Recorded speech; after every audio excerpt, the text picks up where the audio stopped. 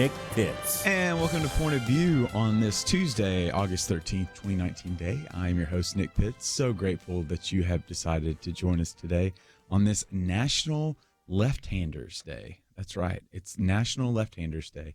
And so for those of you that suffer from constant smears on your hand because of writing with ink or with kind of the lead from the pencil, know that we are thinking about you. We are remembering you on this day.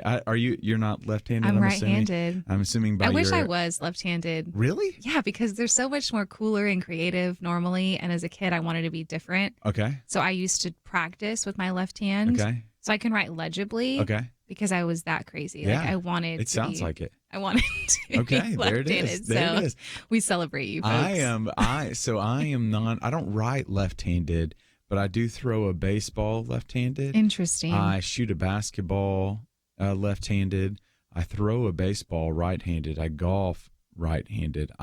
In a shocking twist, I'm weird. Yeah, not fooling shocking. No one in this particular moment. And so maybe I should introduce. So we've got this Millennial Roundtable. We've got Monica Zuniga that's joining us from the Initiative Network, and we are going to have quite a show for you today. We're going to be talking about everything from death cafes to addicted to technology to the denying of green cards relative to some of the new administration's new kind of some of their overtures that they've made to worn out of political hot takes was one piece that we'll talk about. Some new Pew research that indicates individuals are getting more and more exhausted over social media.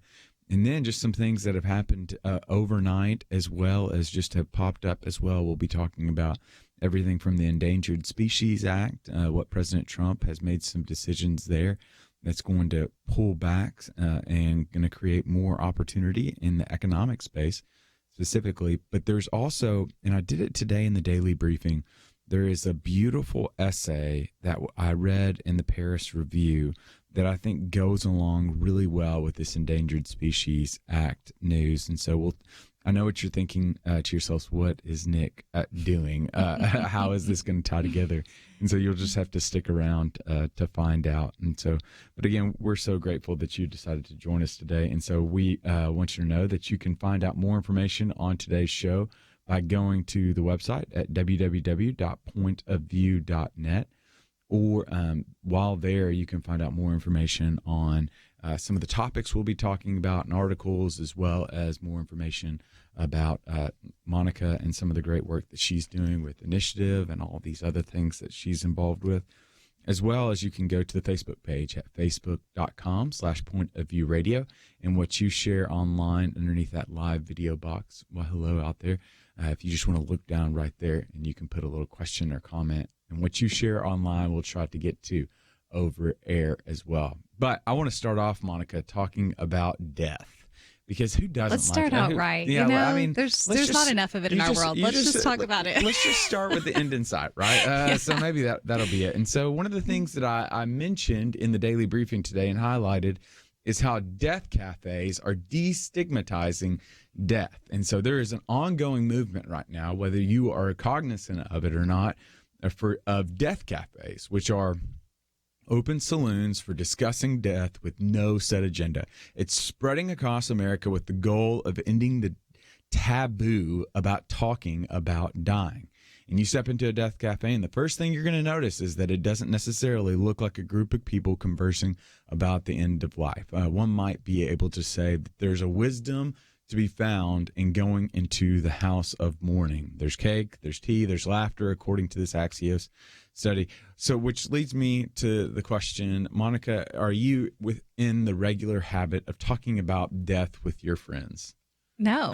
I mean, talking about what we're doing with our lives and living, but it's not a conversation that's had where I'd go to a cafe and sit with some friends and talk about death and the inevitableness of it and what we're doing about it and trying to, I think, ultimately get rid of the fear of it. Okay. That's what it kind of sounds like from the article, but I know often don't do that. So here's an interesting thing. The article indicates that there's been approximately 9,000 death cafes that have been held across the world. And so what they're finding is that these aren't places that you can just go set up shop. So it's not like you're going to a McDonald's that will always be there. Mm-hmm. It's more like they're hosting, like it's kind of like a fair, a meetup, right? Yeah, it's a meetup. It's a pop-up shop as we know it. And so they're very temporal in nature, but it's opportunities for individuals to kind of gather together. And it raises the question for me, and I'd be interested in your opinion on this. What do you think is the advent of this? Why do you think that we're starting to see this growth and this growing trend of individuals, one, wanting to join up at these death cafes to talk about kind of a buzzkill moment of death? Yeah, I think because death is more real today than for anybody at any age. Okay. I think we always know, we're never promised tomorrow, live every day like it's your last, all of the cliches that we hear growing up. But I think we live in a world and a reality, especially over the past few weeks in our culture. We've seen that death could be when we walk out this door tomorrow, or going to the grocery store, or at a movie theater, or places that we normally would interact. And so I think it's probably spurred from some of that, as well as just a generation that's super committed to making an impact on the world. Yeah. As millennials, we're super passion and purpose driven. And I think even Gen Z below us is even more than that. And so I think it's really getting people together to say, hey, this is inevitable. What are we doing with our lives? Are we really living the way we want to live if we were to die tomorrow? Well, one of the things that I find fascinating, so I think about Winston Churchill in some moments where he has this line that he says, the further I look back into the past, the more clearly I can see into the future. And I can't help but think, as I look back into the past, there was some research. I remember a book that I read that talked about it, as often is the case, it was kind of a random book talking about city planning. And what they found is that if you travel back 150 years ago, that there was the kind of cemeteries were located in the central square. More often than not, there would be funerals or cemeteries that were located in the central square. There probably were going to be churches around that area as well, and churches often had a cemetery attached to them. It's kind of like seen as the family cemetery. And then if you move forward, if you look more clearly into the more recent past, what we found now is that city codes have begun to change, where they don't want cemeteries, in a shocking twist, in the city circles. And so now they're moved to the outskirts of town. One of the original reasons why individuals and why governments and why city planners decided to put these cemeteries in the center part of town was just to remind individuals of just the brevity of life, like the morning fogness of this life. And it seems as though now we've switched the cemetery with the tanning salon. We've switched the cemetery with the health shop. We've switched the cemetery. Even there's the point that Russell Moore makes, that we've gone away from even the church being a place where we can be cognizant of death, and we've replaced it with the addedness of life, i.e. the coffee, like making sure there's plenty of coffee stands.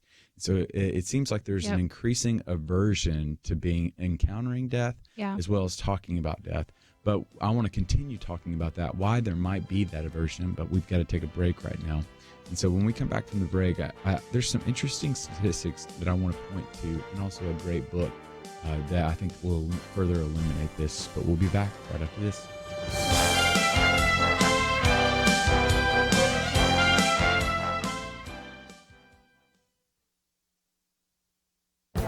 This is Viewpoints with Kirby Anderson. Can a state ban a presidential candidate from the ballot? This is no longer a hypothetical question. 2 weeks ago, the governor of California signed a law that would prevent Donald Trump's name from appearing on the California primary ballot unless he discloses his tax returns. Governor Newsom argued that we live in extraordinary times and states have a legal and moral duty to do everything in their power to ensure leaders seeking the highest offices meet minimal standards. I might add that the minimal standards set forth in the U.S. Constitution say nothing about tax returns. The president probably should release his tax returns, but if he or other presidential candidates refuse to release their medical records or tax returns, let the voters decide accordingly. My first reaction when hearing this was to consider how the governor and legislators would have reacted if a red state back in 2008 questioned whether Barack Obama could be on a ballot since there was some controversy over his birth certificate. That qualification, by the way, is more relevant to the standards listed in the U.S. Constitution. I discovered that my argument has been made before. Apparently, a similar bill was passed and sent to the former California governor, who vetoed the bill for two good reasons. First, the legislation is unconstitutional. Second, it would send a dangerous precedent. Jerry Brown argued, today we require tax returns, but what would be next? 5 years of health records? A certified birth certificate? He saw the danger, and I suspect you see it as well. In fact, the editors of the Wall Street Journal even suggested that some Republican in a red state might pull a similar stunt to keep a Democratic candidate off the ballot. You can see where this is going. I have some confidence that this political stunt will be declared unconstitutional, but the legislators should have thought this through before they passed the bill. I'm Kirby Anderson, and that's my point of view. From Affirm Films and the Kendrick Brothers, Overcomer, starring Alex Kendrick and Priscilla Shire, rated PG, in theaters August 23rd. Overcomermovie.com.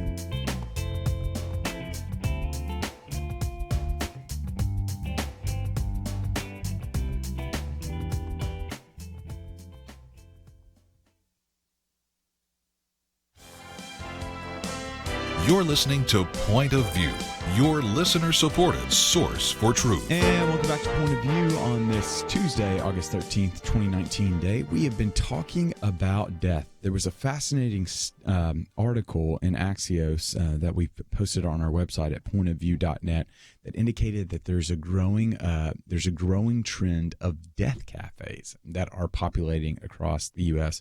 Worldwide, there have been upwards of 9,000 of these death cafes that have populated to and fro across the world right now. And I was referencing earlier that there seems as though there's an aversion, not only an aversion to want to talk about death, but there's an aversion to even want to encounter death in any form or fashion. How over the past 100 years, we've seen cemeteries that have been either replaced or just built outside of our normal patterns of life. Whereas 100 years ago, there were cemeteries right by the church. There were cemeteries right in the town squares. But now they're being put out on the outskirts that we don't want to see it, that there's tons of trees that are surrounding it. So even when you're passing by on the streets, and it just seems like there's just an aversion to it. Monica. Totally. And you making that point really does bring it to light when you go to some of these, older established cities like New York and Boston and anywhere really in the Northeast. You see some of these places in the middle of the downtown area as you're walking around where there's a cemetery right next to a church or right in the middle of the town center. But it's so true. Even in small town Texas, I know for the town I grew up in, the cemetery is literally on the outside of town. Yeah. Like it's when you're leaving town, it's out there. It's surrounded by trees, just like you said. And it's funny how we want to separate that from the reality that we live in. Yeah, it's almost the exact opposite too. And so one of the things that I was mentioning is like even at church, like there's I don't think it's direct, but we just kind of maybe indirectly buy into the message of the highest premium and the highest value is on not contemplating death in the least bit. Like, so we don't like, there's just coffee there. There's, I mean, not to say coffee's bad. Coffee's really good. It's a really great gift from God that I am exceedingly grateful for about 10 times a day. It seems like as of recently. But it's again, like this kind of I keep on saying aversion, but I don't think that's necessarily the right word. Yeah, it's even as churches become more contemporary, like we were singing hymns yesterday, just remembering, like trying to remember lyrics because we never sing them anymore, at church. And if there is an early service, a lot of the older people go to that one, and a lot of us young folks go to the late one. And so having the multiple services, you're not even encountered or realize when someone isn't there the next Sunday because they passed away or because they aren't a part of the community anymore. Whereas church used to be one time, one group, you interacted with everybody, and now there's even that separation by just preference of what you want in a church. And that's even that's a good church that's able to have all of those various generations that are represented. There's so many churches now, it seems as though they're just so age segmented. Yes. That you really just have a church of 20s and 30-year-olds, and then a church of 50 and 60-year-olds, and then a church of 70 and 80-year-olds. But that kind of brings me to another point, and I've always been captivated by this. I think it's a great I found it to be a really persuasive point that David Brooks makes in his book Road to Character. He talks about that there are two different types of virtues that we find ourselves pursuing after or trying to lay hold of. There's resume virtues and eulogy virtues. Resume virtues are those things like proficiency in Microsoft Excel, a keen ability to be able to have an eye to make a great deck on PowerPoint. Those qualities that you want to put on your resume. Whereas the eulogy virtues are, at the end of the day, I don't want somebody to say at my funeral, man, this guy could make a killer deck. Like this person had a keen ability to create formulas in Excel that just made my life so much easier. You know what I'm saying? So I don't want somebody, and he says that we're living in a world today in which there is an overemphasis upon resume virtues and an underemphasis and a lack of attention on eulogy virtues. Do you agree with that? Disagree with that? I agree so much. Yeah. I mean, I think it's just prevalent in the world we live in. Not the sense of competition, but I think even comparison of you've got to make it, you've got to do these things. We put such high value on our careers and on where we want to be that we neglect who we need to become in order to get to where we want to get. Yeah. And I think that's the major problem and the major tension that we live in is we don't understand why we're not where we think we should be at a certain age point, or why we're not successful or got this promotion or have this or that. And 9 times out of 10, it's that your character hasn't developed to the point that it needs to even sustain that opportunity. And your character is what people are going to talk about when you die, not the fact that you managed to complete X, Y, and Z by 30. Yeah, you know? There's a group, there's a team. I know there's a website. They have a website called obitkit.com. And so it's a growing number of people are creating their own obituaries now. I don't know if you've gone through this process. And so there's actually a team on a website on the internet where you can help craft it's called a selfie obit. No. Like you can create your own obituary. Don't like it. And I don't know about it, but I've done it. Like you have? I've written it's not posted anywhere. It's hidden in a document, password protected, and probably can't even find it anywhere. But like there's like a growing, for me, it's just a reminder of you gotta know the end first before you can get the steps. Oh, I get it. So it's what do I want said about me? That's and good. not only do I want, because obviously there's going to be some bit of resume in there, right? This person achieved this thing, did this thing, but more often than not, a eulogy is consistent of those character qualities that you want highlighted, and that hopefully as Christians that we want to at the end of our life to emulate and to be attributes of the giver of life as well. And so I was interested in maybe had you heard of kind of I've never heard of this. I get it now. I thought you were saying like people went on to write like about themselves. Yeah. But you're saying they went and wrote what they would imagine would be written about them. It's kind of like a vision board, it's a vision ultimately for your life. I love that. No, I don't know if I'd do that just because then I'd say things and then I'd look back and I'd be like, none of that happened because life never plays out. And I'm so goal oriented. I think I'd envision writing things more about career focus, but I do often think to myself, since we're talking about death and thinking about that, I think who would come to my funeral if I died today and what would they say about me? Yeah. And I do that to speak sanity over myself a lot of times because I'm hard on myself. But I think if I were to die today, I would like to think people would have a lot of positive things to say about me and who I am as a person, who I was as a friend, all of that.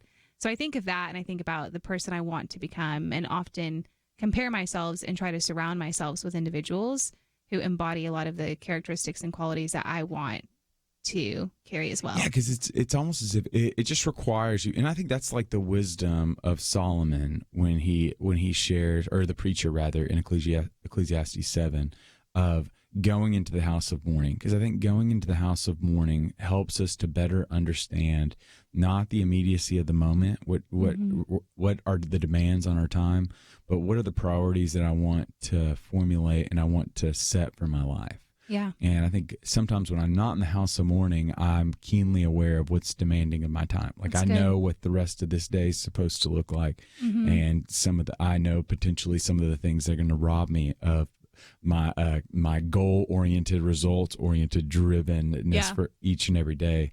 But death is more often than not unexpected. And then in the unexpected interruptions of life, I think we have a chance to be able to kind of revise, modify, take another look at the priorities we have in our life. Yeah, no, I totally agree. I think one of the things that's kept me at the church I've been at for 6 years is meeting a lot of the people on staff and being poured into by a lot of the female pastors, even the male pastors that I've met with.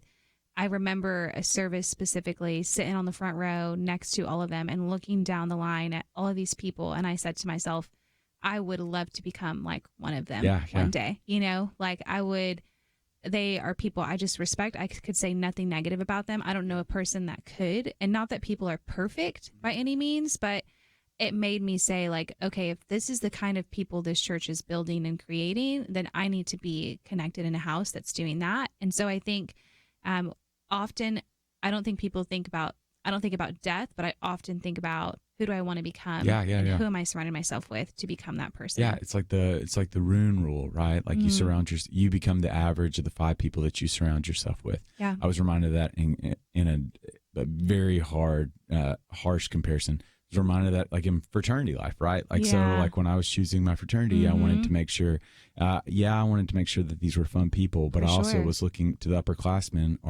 Are these the type of guys that I want to become? Are these the characteristics that I want to emulate when I'm in their position in 2 to 3 years? But we have got to take a break right now. But when we come back from the break, we're going to switch gears a little bit to kind of move away from death and well, I guess to talk about another form of death, social media. And so there is a new study out that indicates that 48% of Americans are tired, exhausted of the political hot takes on social media. And lo and behold, they're just getting started as the 2020 campaigns ramps up. But we've got to take a break. We'll be back right after this. We live in a digital generation. Point of View is reaching this often overly plugged-in generation with truth. You can keep up with us 24 hours a day using your phone, your tablet, your laptop, or your desktop. Search for the Point of View Radio Talk Show on Facebook, where you can keep up with today's issues, learn about current and upcoming guests by liking us on Facebook. Also, follow us on Twitter. Our handle is @PointOfViewRTS. That stands for Point of View Radio Talk Show. Learn, interact, make a difference with Point of View using new media. And here's one way you can make a big difference. Help us increase our reach by spreading the word among your friends. Share a Facebook post. Tag us in a tweet. With enough joining us to plant seeds, we'll see a tremendous harvest. Come on, it only takes a minute. Search for Point of View Radio Talk Show on Facebook, @PointOfViewRTS on Twitter, and subscribe to the Point of View Radio Talk Show channel on YouTube. Learn, interact, share. The Point of View Radio Talk Show. Point of View will continue after this.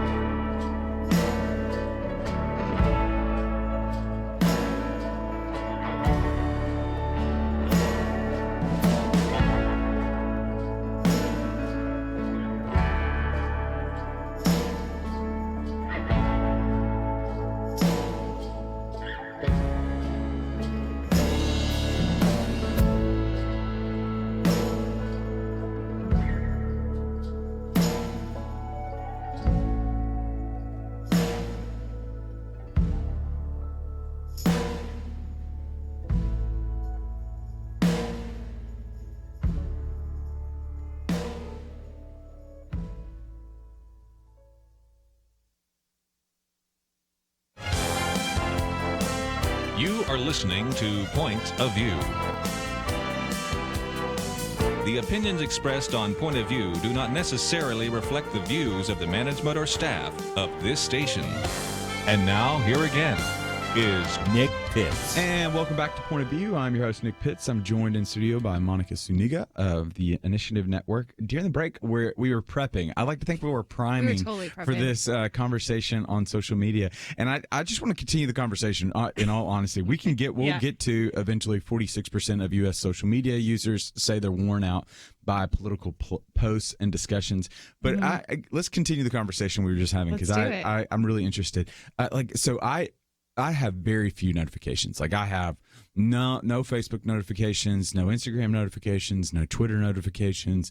When I get on, I'm So you turn them all off? Oh, easy. You just turn them off. I've got my boss, Adam Wright. Shout out Adam Wright, What's up, Dallas Baptist University. I've got him marked as a VIP in my email inbox, so that whenever he sends an email and I'm not at my computer, I can feel it, the vibration. So it's kind of like a text message. That's smart. You need to teach me how to do that. But then I don't know how to actually do it. It just randomly happened when I was shaking my phone. Quite literally. I'm sure there's a listener that can. And if you know, you can please just write something Facebook, in on Facebook, facebook.com/pointofviewradio. You can help me communicate to Monica how to do that, or you can call in walk us through it. 800-351-1212. Be an exciting part of the episode. So your notifications. I hate notifications. Okay, I'm pretty OCD about it. Fair. I can't stand when I glance at a person's phone that I'm next to and I see they have like 950,000 unread emails and 423 unread messages. Yeah, I can't. I turn my email ones off because I don't like to, I have 2 unread text messages. Okay. That's fair. They both have been unread for quite some time. Oh, wow. Okay. I'm pretty bad. Oh, wow. So it's like a memorial stone. It's a memorial stone. I need to reply. I need to just get rid of them. Yeah. I'm not going to reply. I just need to get rid of the notification. But they're people I care about. Yeah. So I'm like, maybe I should. It just would be a long text reply. Oh, it's a long. So I'm not here for it. Yeah. I have one notification for an app telling me to post something. I'm not going to do it. And then I have an update coming up. But everything else, I clean out. And my emails, I turn off.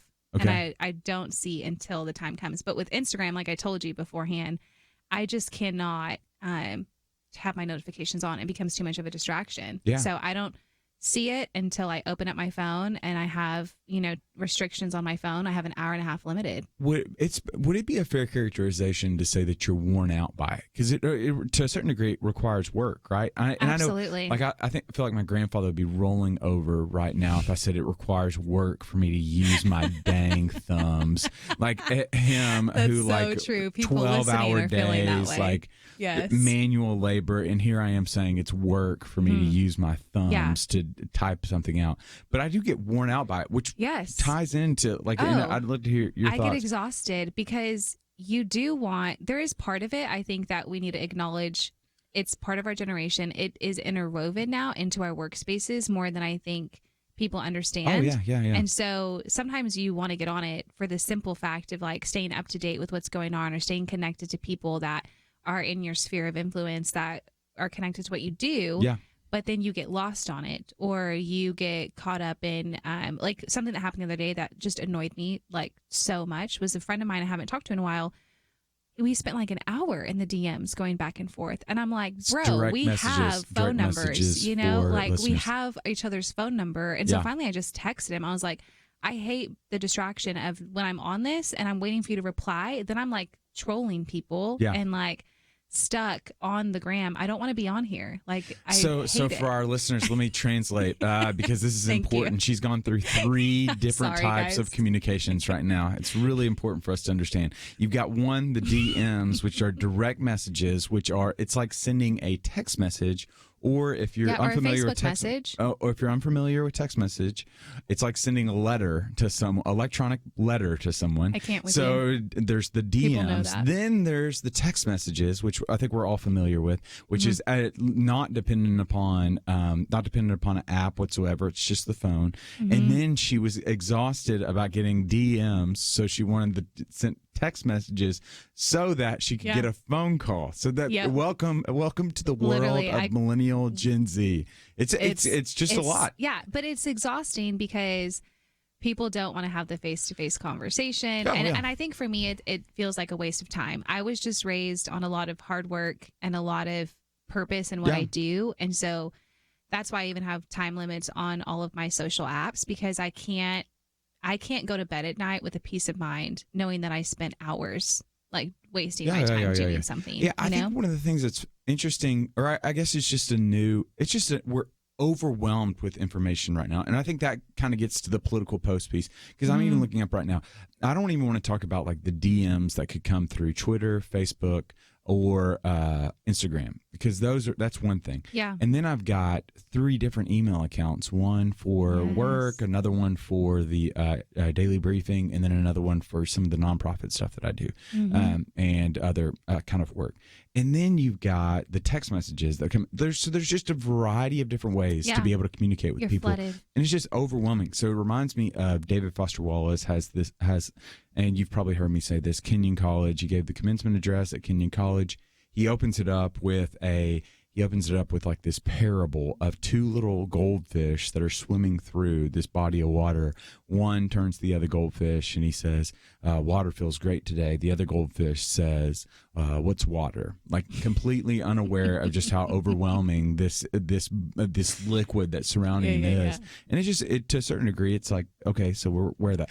Let's deviate really quickly over to the Pew Research study. So it said that 46% of adult social media users feel, quote, worn out by the number of political posts and discussions they see on social media. This share has risen 9 percentage points since the summer of 2016. So we've seen 9 points. That's a sizable uptick. That's a pretty sizable uptick.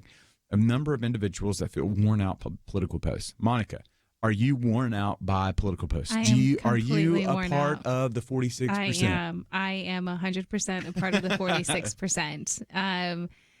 I'm worn out mostly. And this is going to be a hot take here on this, but I'm worn out mostly from young people making comments on things that are emotionally driven, and it's on political things, emotionally driven, posting on social media, because that's mostly the demographic I follow, mostly the people I'm connected to. And so I get frustrated that people are not thinking before they speak, and they're using what's happening politically to voice an opinion. And so that exhausts me. So help me understand, because I'm having trouble understanding.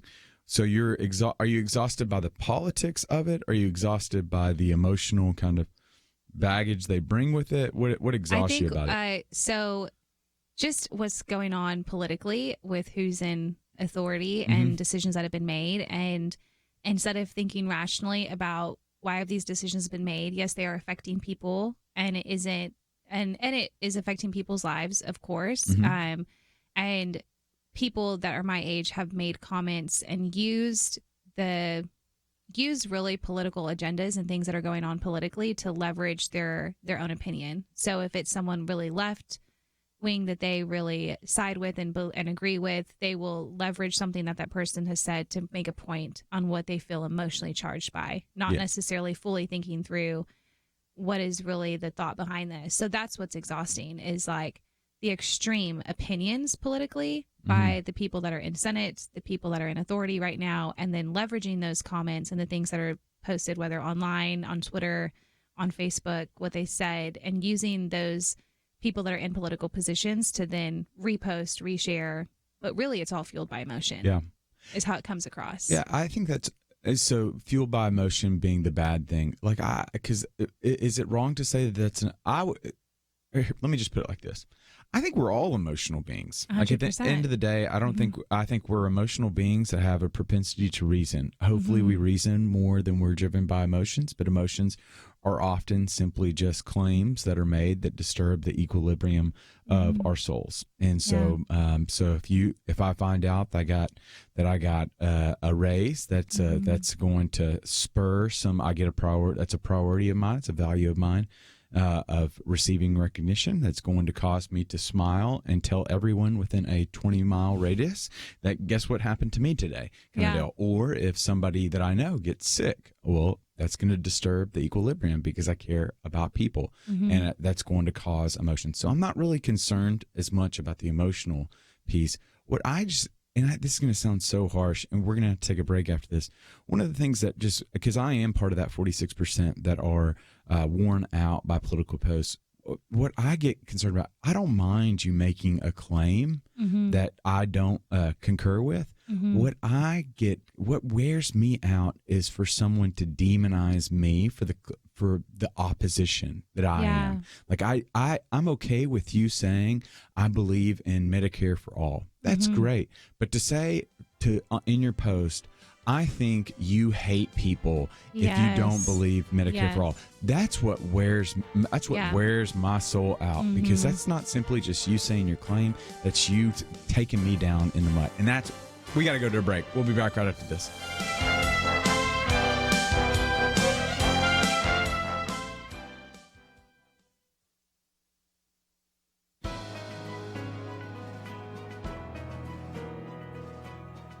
Welcome to the First Liberty Briefing. I'm Jeremy Dice. The Supreme Court of the United States recently sent our case involving Aaron and Melissa Klein back to Oregon.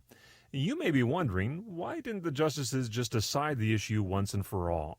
Well, it's a fair question, and only 9 Americans really know the answer. But perhaps part of the reason is that state-sanctioned hostility towards religion keeps getting in the way. By remanding the case for review and consideration of the Masterpiece Cake Shop decision, it seems that the justices are asking the lower court to ensure first that the Kleins had a fair trial. Well, that could be difficult. Oregon's administrator evaluating the charges suggested that the Kleins needed to be rehabilitated, but only the guilty are in need of rehabilitation. Prejudging the case seems unfair. But the justices seem even more concerned with ensuring state officials respect the religious beliefs of those accused of discrimination. Issuing a $135,000 penalty for emotional damages and imposing a gag order barring any public speech discussing their beliefs on the situation, well, that suggests that the state of Oregon was less than respectful toward Aaron and Melissa's religious beliefs. In other words, it seems that the justices are trying to stop the bleeding stemming from an unfair process and state-sanctioned contempt for religious beliefs in public. Once that bleeding stops, then perhaps the court can diagnose and then treat the actual problem. To learn how First Liberty is protecting religious liberty for all Americans, visit firstliberty.org. Hi, I'm Kelly Shackelford, President and Chief Counsel of First Liberty Institute. I hope you enjoyed this episode of First Liberty Briefing. You can learn more amazing stories about how everyday Americans are standing up and saving religious freedom. Just visit firstliberty.org. You'll be inspired, educated, and informed. Visit firstliberty.org right now.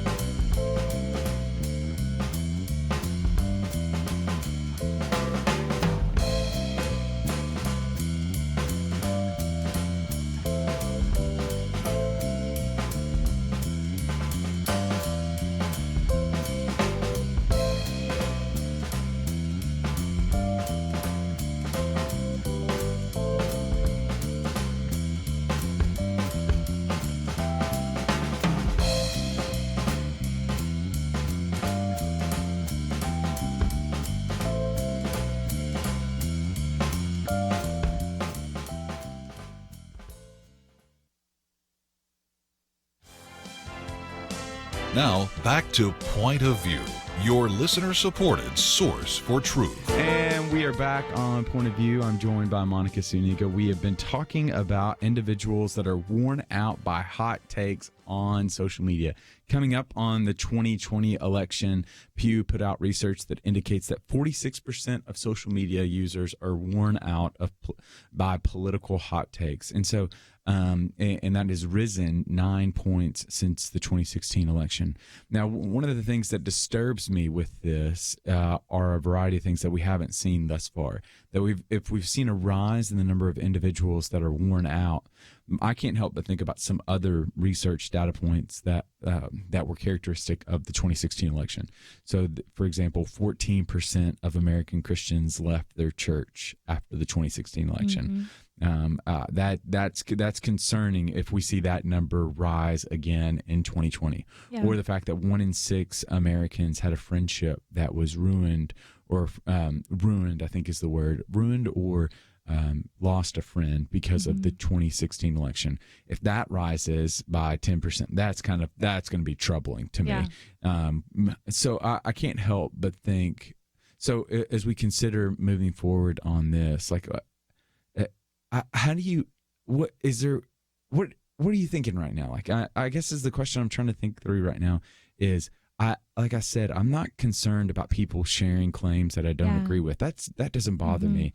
What bothers me is like an owning, like this whole idea, like it's on both sides. So it's like when Democrats will say like, Republicans just want the patriarchy, or they just want to take everybody back to 1850. That hurts me, because that's not what I want. Or when my side says I want to own the libs. Well, I've got family members that are libs, and I all due respect, I'm not going to fight you, because I'm more of a lover and not a fighter. I'm a runner too, which is a whole nother thing. I just run away run away if you want to survive. But I also I don't like that when we have this kind of language that you just can't say your claim. You feel the need to denigrate the other side, denigrate the character of the other side. Yes. It's one thing to denigrate a claim from the other side. I think that's fair in the debate, in the public discourse. To denigrate an individual's character on the other side is what I have qualms with. Yeah, absolutely. I feel like it's extremely black and white on social media. There's no gray area. Yeah. And we've even talked about this, how we would say something online that we wouldn't say to a person's face. Yeah. There's so much of that. So it is exhausting, because whether a person is meaning it personal or not, it does feel like a personal attack on the other side of you reading a post or scrolling through something and seeing something that someone's saying that's attacking another individual. And so I think there's so much of that when it comes to these posts. There's so much, as I shared, emotional stuff fueled by what they're saying as well. There's not a lot of rationale behind, okay, well, why did this person make this decision, or why did they do this or that? And some of the best advice I've ever gotten was when I was at DBU early in my career there, and I was frustrated with some decisions that a pastor was making. And I had another pastor sit me down and say, that man, is seeking the Lord on every decision and doing what he feels 100% God is calling him to do. And we have to really think the same thing when it comes to the people that are in these political positions. And when we see things that they share or they post and we reshare it and we have a hot take opinion on it and we disagree with it, we have to believe that they're put in that position of power to do the best and make the absolute best decisions for our nation right now. Yeah. And if we don't believe that, then that's our own issue. Yeah. Like, we have to truly believe that they chose to run, that they chose to be in this position, that they chose to accept everything that comes with being in a place of authority that has so much pressure, no doubt, and to say they're doing the best they can for our country right now. Yeah. And whether we agree or disagree, how can we still live peacefully amongst one another? Online, it's not a peaceful place. It's super difficult and not fun to scroll through. So I'm trying to think if I want. I'll say this. So there was a meme that was circulating. It kind of goes back to this idea of, like, sometimes I think we just sacrifice truth for the sake of succinctness on social media, and we're willing for the take to be even hotter if we're willing to forsake it, if we're willing to do that. And so there was this meme that was circulated. It's got this picture of Clint Eastwood that says, "The problem is not guns, it's hearts without God, homes without discipline, schools without prayer, and courtrooms without justice." And I thought, okay, well, and this is probably just my analytical mind. It's like, well, schools still have prayer. Like, they didn't outlaw. They just like, you can still pray in school, so that's not it. That's untrue. And then courtrooms without justice. No, there's still justice that's being done in courtrooms. Homes without discipline. well, that can be a problem, but then let's point to the good, like, or hearts without God. Well, that's always been the case. Yeah. You can go back to the 1850s, and there were hearts with God, but then there were also people in chains. Yeah. So, I mean, it's like, that doesn't sound very feasible. And so, like, this is one of those things where it seems like they are going after another side, and they're sacrificing truth for this kind of wittiness. Yeah. And it just wears on me. Yeah. It wears on me quite a bit. And so what would be some solutions that you would have for individuals that are listening right now? One of the things that I am like, I want to think about, like, if Christians are known for their love, and love always looks for the best and seeks to redeem the worst, what can I do on social media that helps me to faithfully articulate in a winsome manner the claim that I want? Because this isn't a kumbaya. We're not trying to get everybody to sing kumbaya. Yeah. You don't want me singing, period. I did karaoke last weekend. It was awful. Or 2 weekends ago.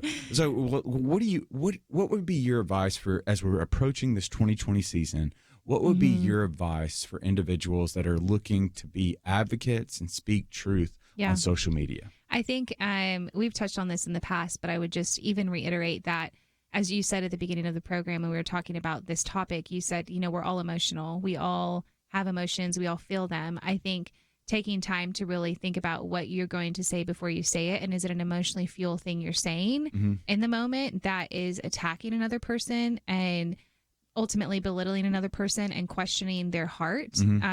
Because if you are, we're all made in the image of God, and we're not, like Ephesians says, let no unwholesome talk come out of your mouth. It's explicit in the word of God, like not even this banter, like to joke about it. It's in these situations, in such a hot environment politically right now, how can we truly be a light and a person of peace who uses our voice and our space for influence? And I would even say, don't think you don't have a voice. Say something and be informed, and inform yourself on all sides. Don't just inform yourself on what you side with, on with what you agree is right, on what you think is going on. I would say really do your research and inform yourself on why some of these decisions you don't agree with are being made, or why the person said what they said, and seek to understand their perspective, because they're doing the best they can. And if you say something, when you say something, say it from a level head, not from a place of attacking or tearing someone else down. Yeah, I think that I'm just captivated. One, I kind of tie two things together. So I think in the biblical narrative, I think there is great beauty, and that beauty has an alluring capacity, right? And so that we see it with David in Psalm 27, where he says, "One thing I ask, and that I shall seek, to dwell in the house of the Lord, to gaze at your beauty all the days of my life." Right? We see it in Psalm 50, verse 2, this idea that that God reigns forth in Zion, he shines forth in perfect beauty, right? Like there's just something alluring about truth and about beauty. And I think it's a beautiful reminder for us that, yes, truth can be sometimes unpalatable. It can be sometimes hard to take, but how can we make it as beautiful as can be to help individuals recognize, one, that sometimes they're not going to be able to see it because they don't know at times that we're blinded by our own confirmation bias, or we're blinded. How can we do our best to communicate truth in a gracious manner in which beauty might exude, so that God might be glorified in it? So we've got to go to a break right now, but when we come back from the break, we are going to be we're going to try to put this into place now, and we're going to talk about President Trump and the administration's overhaul of the Endangered Species Act right after this. Point of View is committed to spreading the truth, oftentimes a truth that those in political power don't like getting heard. But the only way it can be heard is if our teams stand strong together, if you do what you can to support the Point of View Truth Team. It's having an impact, as we heard recently from U.S. Representative Louis Gohmert. Everywhere I go, I hear people that you have influenced, that Point of View has affected. You have made such a difference, and you rely on people to contribute, and if they don't contribute, then that truth does not get heard. Help Point of View make a difference. Pray and consider what level is right for you. $30, $65, $100 a month, or even more. Please do what you can. 1-800-347-5151, or visit online, pointofview.org. pointofview.net. Look near the top right for the link that says Become a Monthly Partner. Join the Truth Team, 800-347-5151, and pointofview.net. Point of View will continue after this.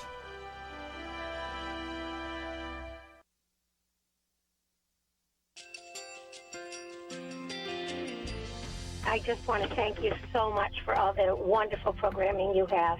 You're just absolutely fantastic. I recently started listening to Point of View, and I really found it interesting because of the different subjects you cover. Thank you for that. I really appreciate everything that you do in keeping us informed. Thank you, Kirby, for everything that you have been doing. I appreciate all the work that you're doing, advocating for the Word of God. Thank you so much. Point of View, I think, is absolutely necessary because it's a Christian perspective, a biblical worldview perspective, and receive very current, up-to-date information about what is really going on, week to week in our culture, which is changing so rapidly, and yet it's morally sliding backwards. Yeah, I'm just, first of all, I thank you guys. Y'all's program is wonderful, and enjoy it every day. I learn so much every time I listen to it. Point of View Radio Talk Show.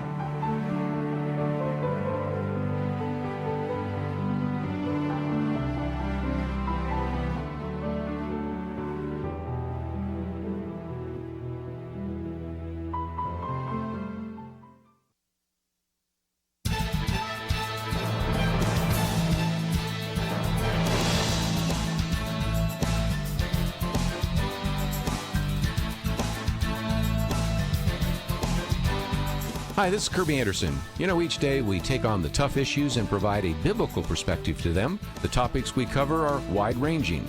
Apologetics, theology, prophecy, creation and evolution, intelligent design, marriage, family, child-rearing, the millennial generation, trends in society, politics, economics, business, religious liberty, the Constitution, public policy, foreign policy, military policy, tensions in the Middle East, abortion, homosexuality, pornography, sexual ethics, media, technology, history, and America's godly heritage.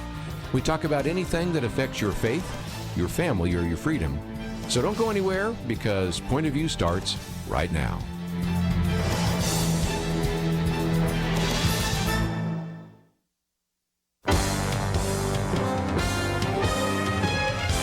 Across America, live. This is Point of View.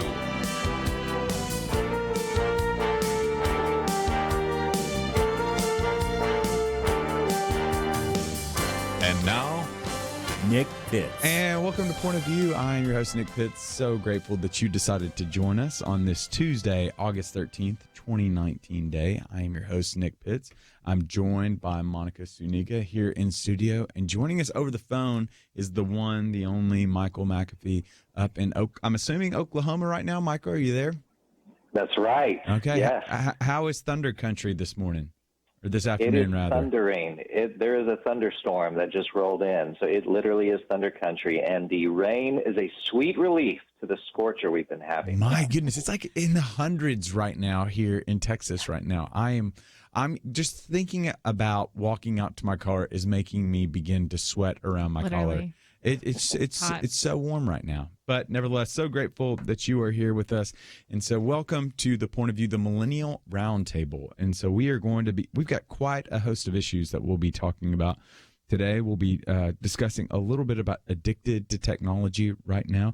There's a great USA Today study that talked about, are we too connected to social media, that we'll touch on here a little bit. We'll be talking about worn out of political hot takes. And so it seems as though, according to Pew Research, that 46% of social media users are already tired of the political hot takes, a 9% increase from the 2016 campaign. All right, is this bode well for us moving into the future? We'll talk a little bit about the denial of green cards, some of the new immigration policies that have been rolled in. And then I'm gonna issue a little surprise piece that we'll talk about a little bit. Is some of the new modifications that have happened relative to the Endangered Species Act as well. But I think we do have to go to something that's not on the Point of View website right now. So for those of you that are familiar listeners, you'll know that we often direct individuals to the Point of View website to talk about for the articles that we're talking about.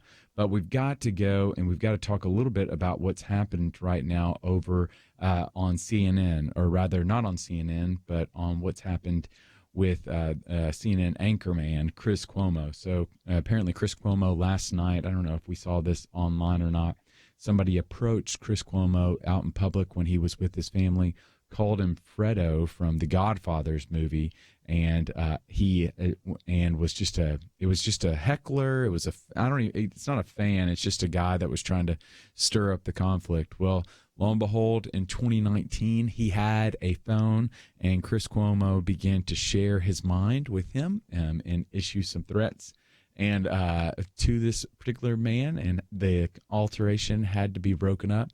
And as my grandma often says, Mr. Cuomo had words in his mouth that she wouldn't put in her hand. And so there was some language that was used. And I'd be really interested here. Michael, we'll go with you first on this. I can understand Chris Cuomo's frustration with somebody approaching him when he's with his family and calling him Fredo from The Godfather, which is pejorative term because he's the younger brother that's not really smart. I can understand him being frustrated by somebody ruining his family time and really just giving him a hard time in a public place. Do you agree with that? Like, it just is uncalled for today. Well, yeah, absolutely. I mean, it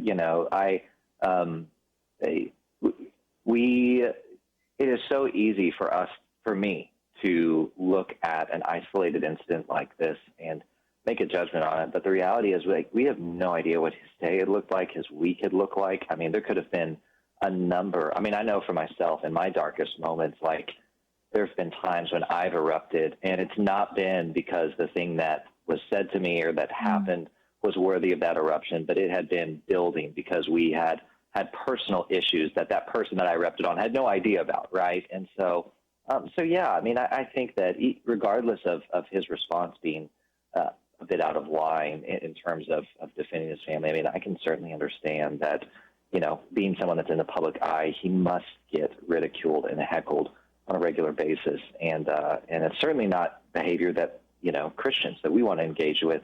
And we want to be grace-filled whenever we see people that have been the victims of that type of treatment. And Monica, it seems like this is just becoming all the more prevalent to attack these public figures in private places. So I'm thinking about the individuals that protested outside, because this isn't just limited to right-wing individuals going after left-leaning public figures. And so we see this with individuals that were protesting outside of Senator McConnell's house and shouting threats at him outside his house, or Ted Cruz when he was in Senator Cruz in the LAX airport, and them individuals literally shouting at him as he's just waiting to board his flight. And now the latest incident with Chris Cuomo, who's the CNN anchor, some individual using disparaging remarks on him. It just seems like we're losing it.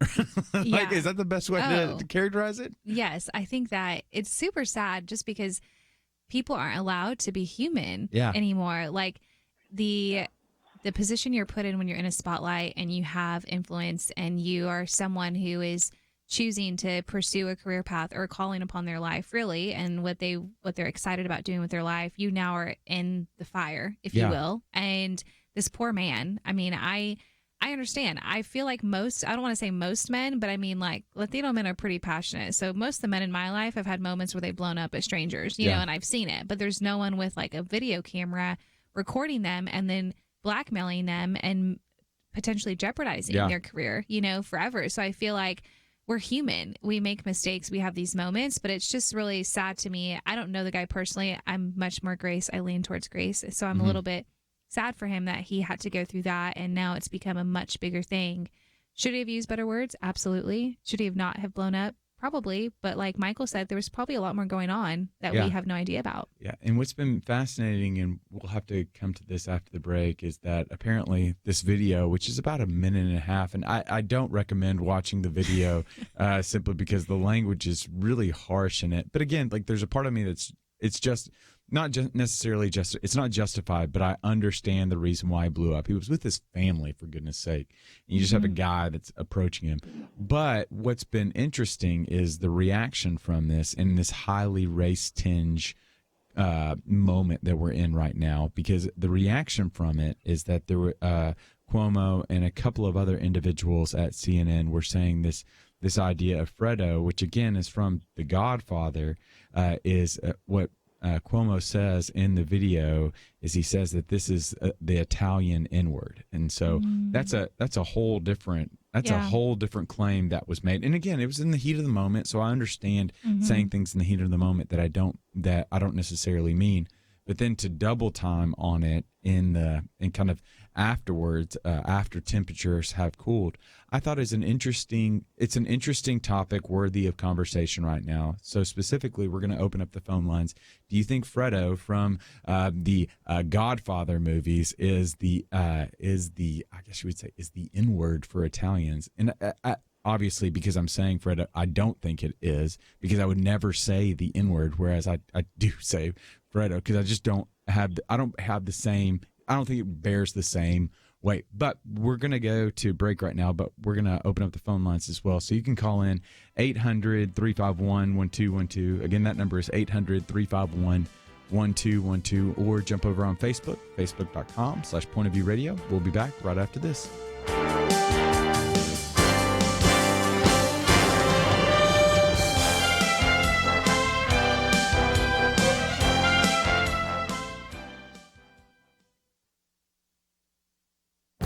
This is Viewpoints with Kirby Anderson.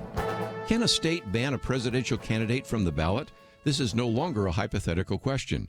2 weeks ago, the governor of California signed a law that would prevent Donald Trump's name from appearing on the California primary ballot unless he discloses his tax returns. Governor Newsom argued that we live in extraordinary times and states have a legal and moral duty to do everything in their power to ensure leaders seeking the highest offices meet minimal standards.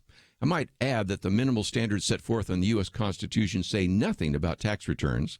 The president probably should release his tax returns, but if he or other presidential candidates refuse to release their medical records or tax returns, let the voters decide accordingly. My first reaction when hearing this was to consider how the governor and legislators would have reacted if a red state back in 2008 questioned whether Barack Obama could be on a ballot since there was some controversy over his birth certificate. That qualification, by the way, is more relevant to the standards listed in the U.S. Constitution. I discovered that my argument has been made before. Apparently, a similar bill was passed and sent to the former California governor, who vetoed the bill for two good reasons. First, the legislation is unconstitutional. Second, it would send a dangerous precedent. Jerry Brown argued, today we require tax returns, but what would be next? 5 years of health records? A certified birth certificate? He saw the danger, and I suspect you see it as well. In fact, the editors of the Wall Street Journal even suggested that some Republican in a red state might pull a similar stunt to keep a Democratic candidate off the ballot. You can see where this is going. I have some confidence that this political stunt will be declared unconstitutional, but the legislators should have thought this through before they passed the bill. I'm Kirby Anderson, and that's my point of view. From Affirm Films and the Kendrick Brothers, Overcomer, starring Alex Kendrick and Priscilla Shire, rated PG, in theaters August 23rd. Overcomermovie.com.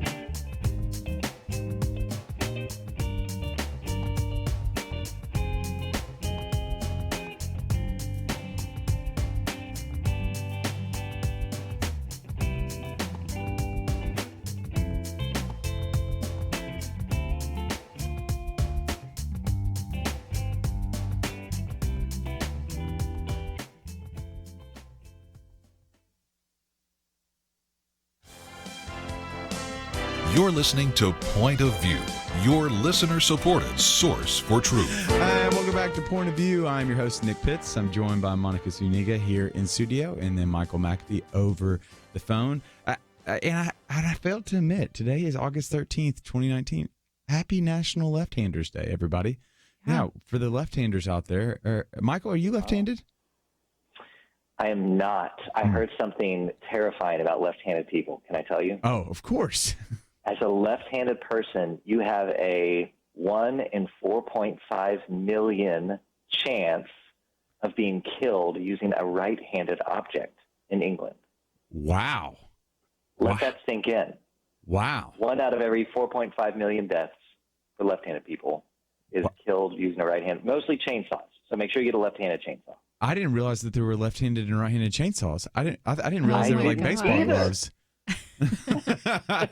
Yeah, I'll be, because I was sharing with it earlier with Monica. Like I throw a baseball left-handed, but I write right-handed. I shoot a basketball, or attempt to shoot a basketball. I probably is a better way to put my basketball skills. Attempt to shoot a basketball left-handed, but I play golf right-handed. I'm a weird mix, is what I'm trying to say. So you're purely all right-handed.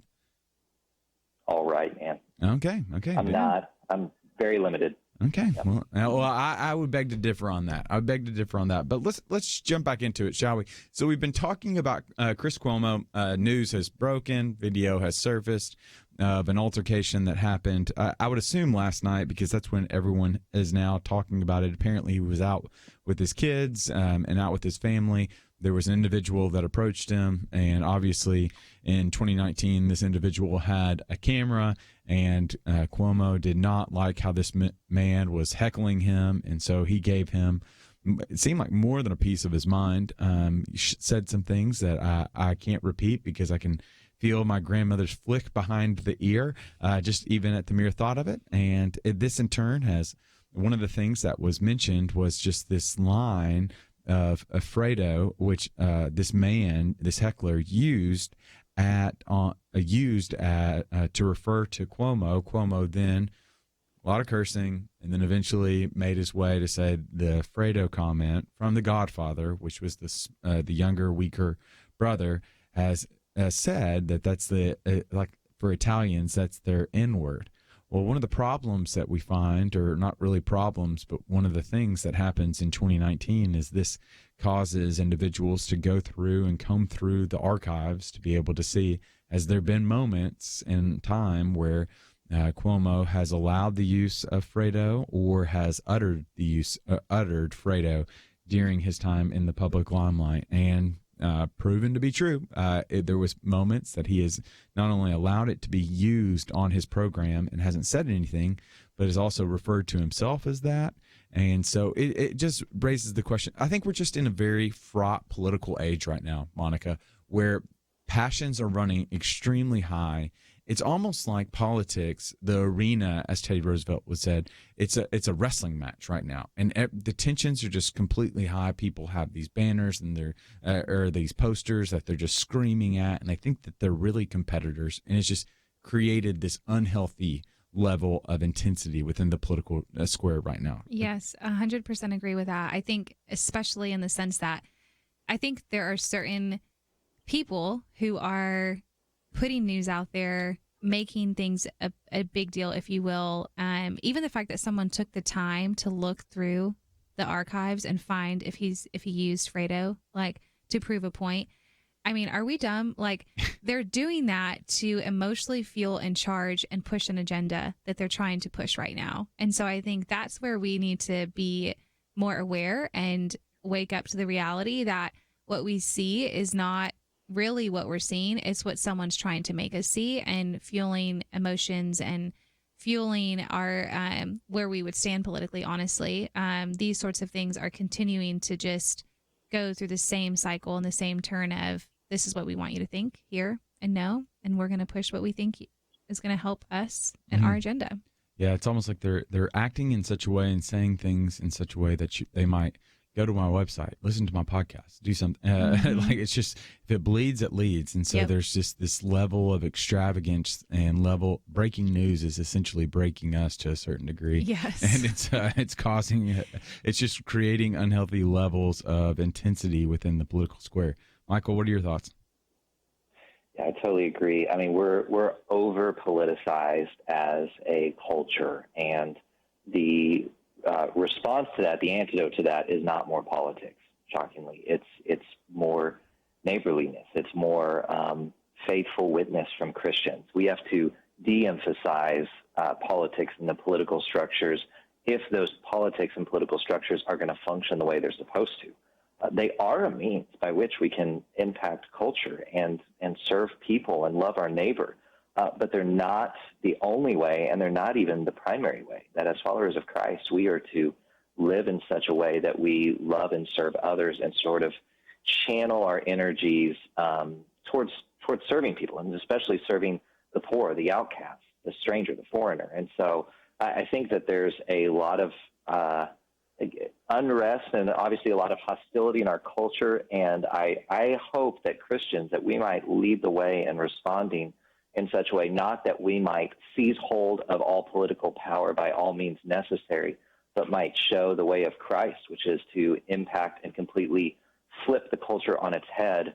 And we serve a risen Savior, a crucified Savior, who is a Galilean peasant that did that with absolutely no political power whatsoever, but by faithfully loving others and proclaiming God's truth to all. Yeah, to a certain degree, I completely agree with you. It's just super helpful for us to, like, this idea of knowing your neighbor to a large degree, seeing that there's policies behind the person, right? There's people behind every policy, rather, is the best way to put it, or the proper way to put it, rather, and helping us to just see, like, you can't calm down, like, yes. to a certain degree, right? Yeah. Like, especially if you're the conservative persuasion, conservatives are known for the permanent things, right? Like, there's more important things than politics. There's they're your family, it's your church, it's your civic organization, it's your bowling league that you're a part of. There's certain things that are just more important in life. And to give emphasis to those things, and when you overemphasize and underemphasize other things, it can be really detrimental to the point that you just want to heckle people. Like, it seems like we're just it seems like we're in a wrestling match. This is WWE Raw right now. Yes. Like, it's like, what are steps? Like, what have you done, Monica? Because we were just talking about that Pew study. 46% of social media users are worn out by political posts on social media. What have you done to try to de-escalate the political square as you find yourself situated in? Totally. I think from my perspective, there's a lot that I could be emotionally charged by and a lot I could be swayed by right now in our climate. And I think as a millennial as well, so many millennials are being swayed, to believe and to buy into things that I think are being communicated to them because they want them to sway their decision. They're looking for as many people to get on their side. And so for me, practical things I've done is there are certain people I follow on social media who are extremely vocal politically, and I don't necessarily always agree with what they say because it's very negative and not always seeing the whole full picture. And so I don't necessarily unfollow them, but I will hide their posts. There's a way to do that. Or I will unfollow certain people because I feel like the news they're sharing is not healthy for me to engage with. So that's a really easy, practical thing I've done. Beyond that, trying to surround myself with more level-headed people as well. Yeah. So we're going to have to take a break right now, but when we come back from the break, I want to hone in. We talked about this a little bit earlier, Monica and I did, and I want to kind of go back to it. This idea that 46% of U.S. social media users say they're worn out by political posts and discussions. And so we're going to spend a little bit of time talking about that. Why might we be so worn out by some of these political posts? And then probably the better question is not necessarily getting to the why, but how can we help hopefully not experience that, but two, how do we deal with that when it comes? Because as we know from research indicates that 1 in 6 Americans lost a friendship because of the 2016 election. 16% or 14 or 16% of American Christians left their church after the 2016 election. What can we do to not make that happen again? Like, what are some of the steps that we can take to make sure that we can de-escalate this political square that we find ourselves in right now? But we have got to take a break. But if you want to check out that article or some of the other things that we're talking about, you can go to the Point of View website at www.pointofview.net. Or if you want to check hone in over on Facebook, facebook.com/pointofviewradio, you can share a question or comment or just watch online. I promise it's a much better show when the camera's on Monica than when it's on me. But nevertheless, you can be sure to go over there, like us, share us, do what you will on Facebook. But we've got to take a break, and we'll be back right after this.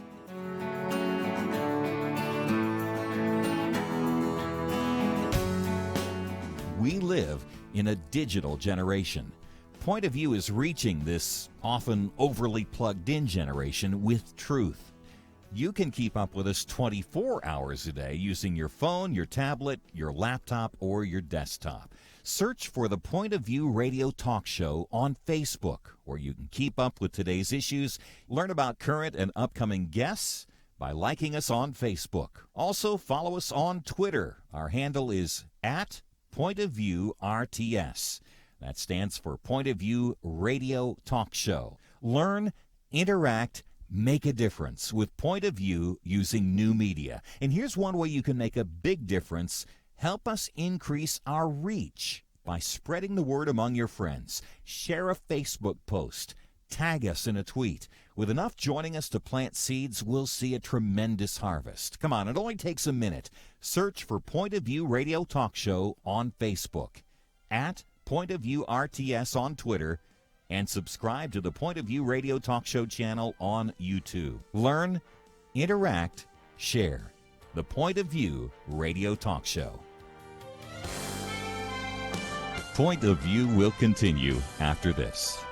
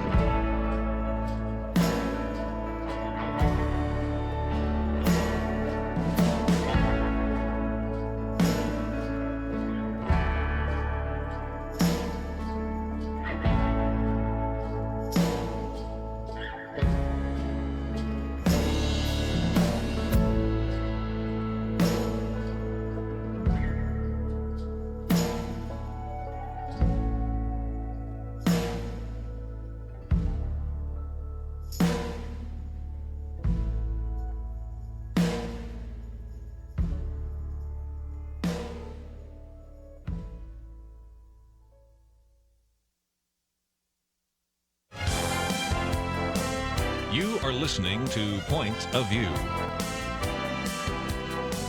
The opinions expressed on Point of View do not necessarily reflect the views of the management or staff of this station.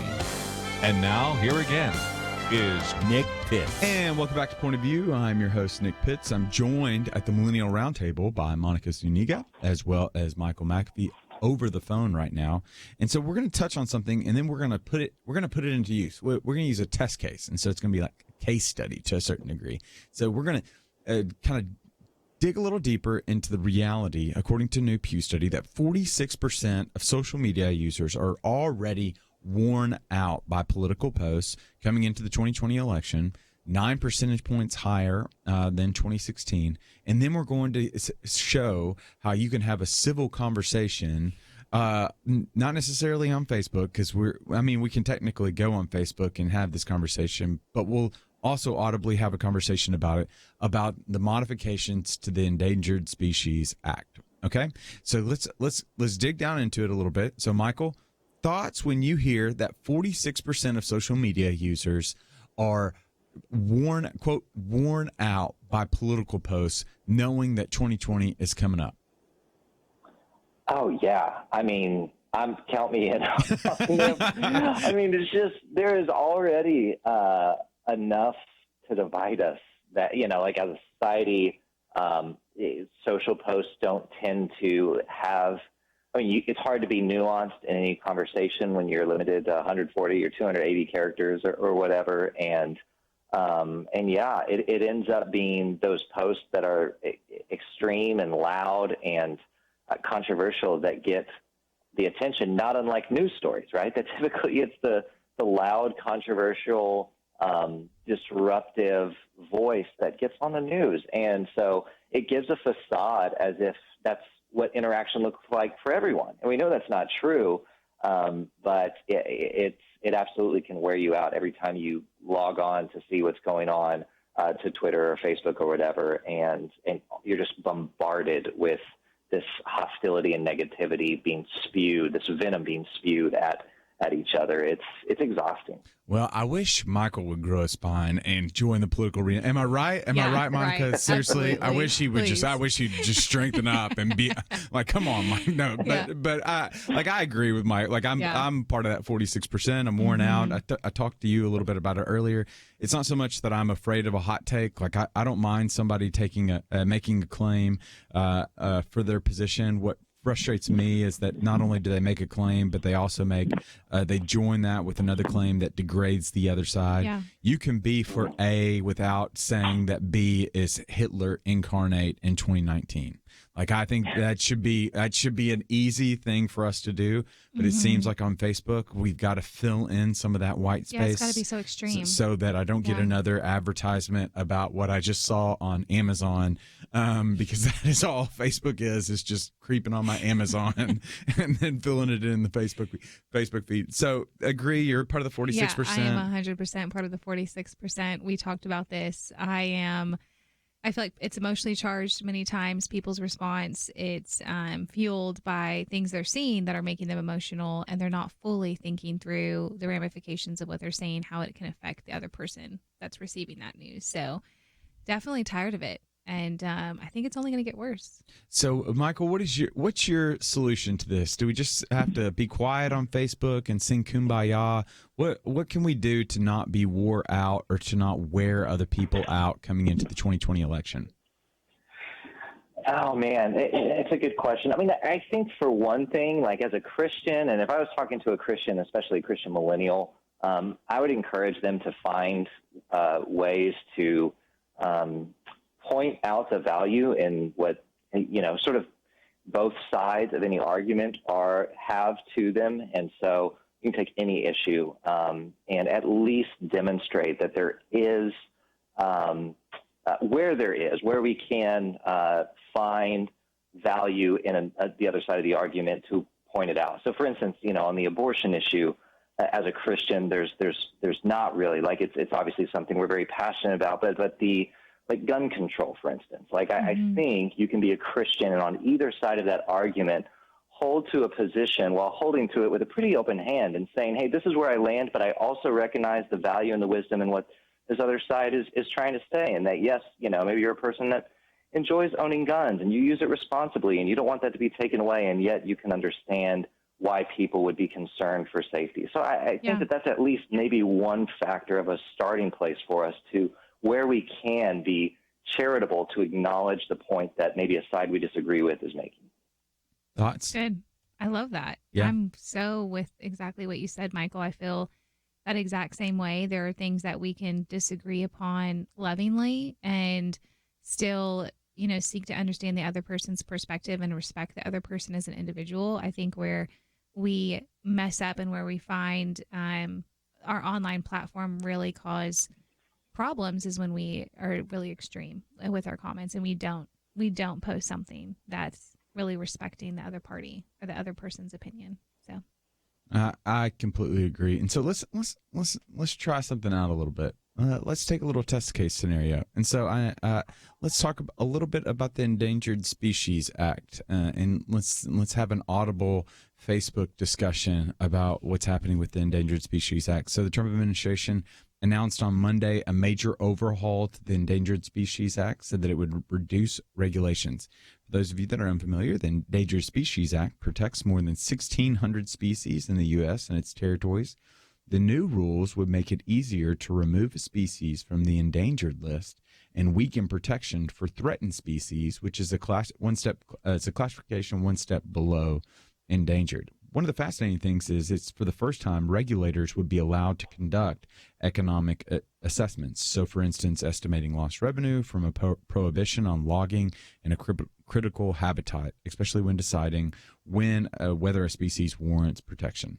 One of the fascinating things is I think I'd be really interested, Michael, in your position on this, because as the teaching pastor, you're holding two things in your hand. You're recognizing the truth from Genesis 2 that we've been called to steward this creation, to exercise care over this creation. But we also recognize, on the other hand, that we've been called to love the individuals that have been crowned with his image. And so we must care for creation, but it seems like not at the expense of those who bear the image of the Creator, which are those that have superior needs. And so one of the fascinating study I found is that in a 1990 study estimated that an owl recovery plan, owl like Hedwig from Harry Potter, an owl recovery plan increased their survival odds to 91%, would decrease the economic welfare of a region by $33 billion. Protecting the world's most endangered species from extinction and conserving their habitats will cost $76.1 billion.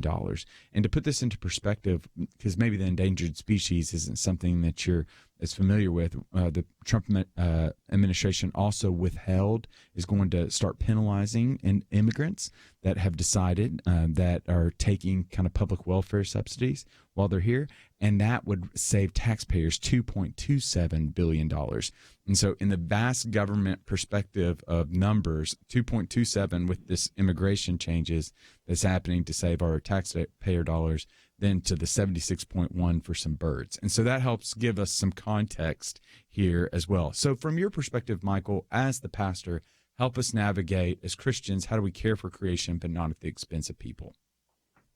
I thought you just gave the best guiding principle I know, which is just that we have a mandate to care for creation, that we are to, in the garden, we're given the garden to cultivate it, in Garden of Eden with Adam and his command. So, of course, we are to care for animals and plants and the earth and environment, and yet not at the expense of those of us that are created in the image of God, because there are only two things that will last forever, and that is the Word of God itself and the souls of man, right? That people will live forever. And so that we're to care for one another in a special way so that, the entire world has been destroyed before by God. It will be destroyed once again, and it would be irresponsible to use that as an excuse to not care for it at all. And yet that is a truth that's held in tension with the fact that as we care for this world, we do it with an eye towards those things that are eternal. Yeah, and we're going to take a break here right now, but one of the things that I think is just an important operative word that Before Monica leaves, in the next segment that I want us to talk about is this fascinating, brilliant, beautiful essay about needs, but taken from the side of just this woman that goes on this journey. And I'm going to be really interested to hear Monica's comments on this. I thought these two essays, this news from the Endangered Species Act with this essay, really did come together beautifully in a way that I just think really blend well together. And I think it reflects kind of the modern day vision, or not modern, or I wouldn't say vision, modern day predicament that many women find themselves in, as well as she's making her way to study the whooping crane on an endangered species list. And so we'll take a break, but we'll be back right after this.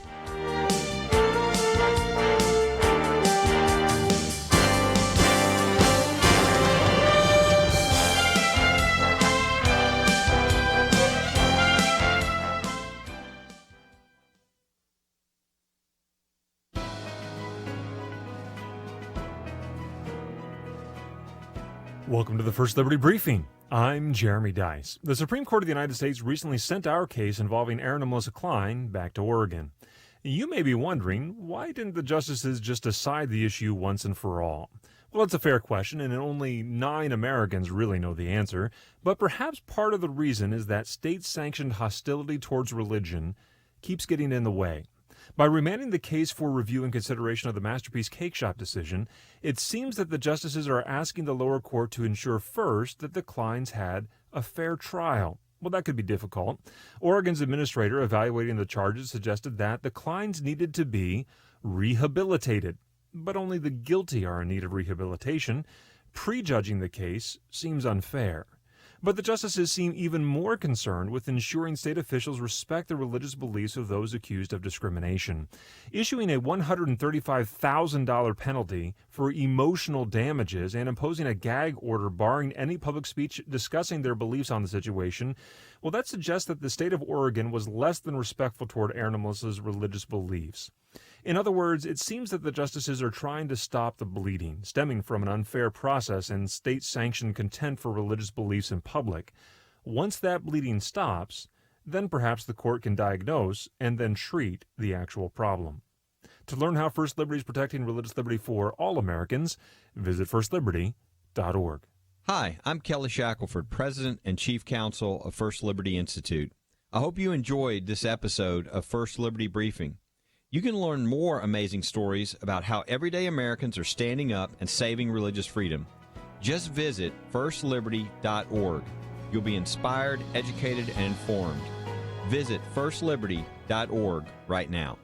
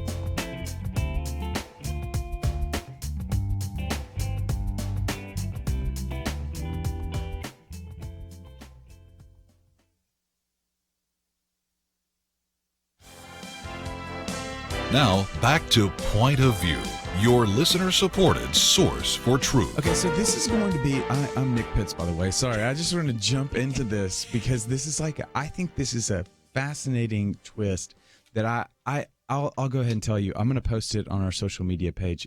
It's on my it's in the daily briefing, which is on the website right now. But I thought this was a fascinating story. We've been talking about the Endangered Species Act.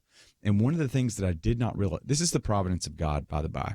One of the things that I did not realize is that when you're studying endangered species, you're not looking at the species itself. So you're not looking at the bird itself. You're looking at what in its ecosystem, in its atmosphere, what are the necessary components for it to be able to live, survive, and then also to be able to multiply as well. So you're looking for those ingredients in that.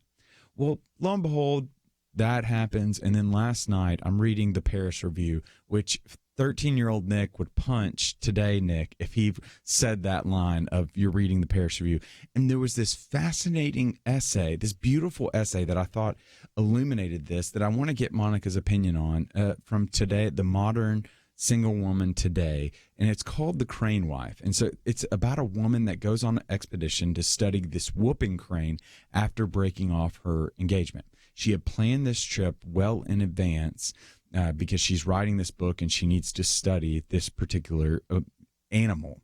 And then also how you do this type of expedition when it comes to endangered species. She discovers, quote, if you want to save a species, you don't spend time staring at the bird you want to save. You look at the things it relies on to live instead. In studying the bird, she discovers herself by hearing a story about a crane who tricks a man into marrying her. Each day, this crane plucks her feathers so that he will not see she's a bird who must be cared for, a creature with creature needs.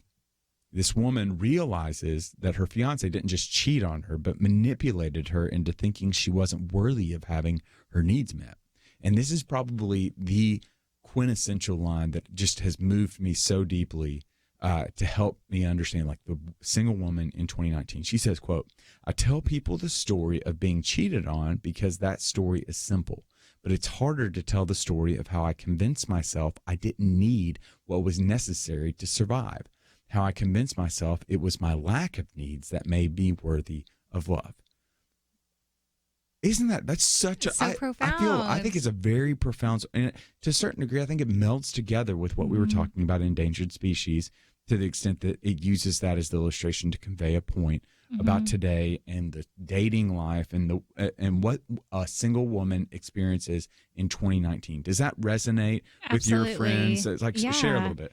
I think just even had a great conversation with girlfriends last night. We've been talking about dating, and the three of us are in influential places. We have more position, authority, if you will, and the men that we've dated have been men that seem to want a woman that kind of has it all together, that has their own life planned out, and it'll just weave right in perfectly. And that's not reality. And so we often joke and talk about the fact that it's difficult when, as a woman, you definitely have your basic needs. You know, a woman wants to be affirmed as much as a man does. You know, she wants to feel wanted. She wants to feel seen. But we live in an era where feminism, the rise of a woman and femininity has been skewed.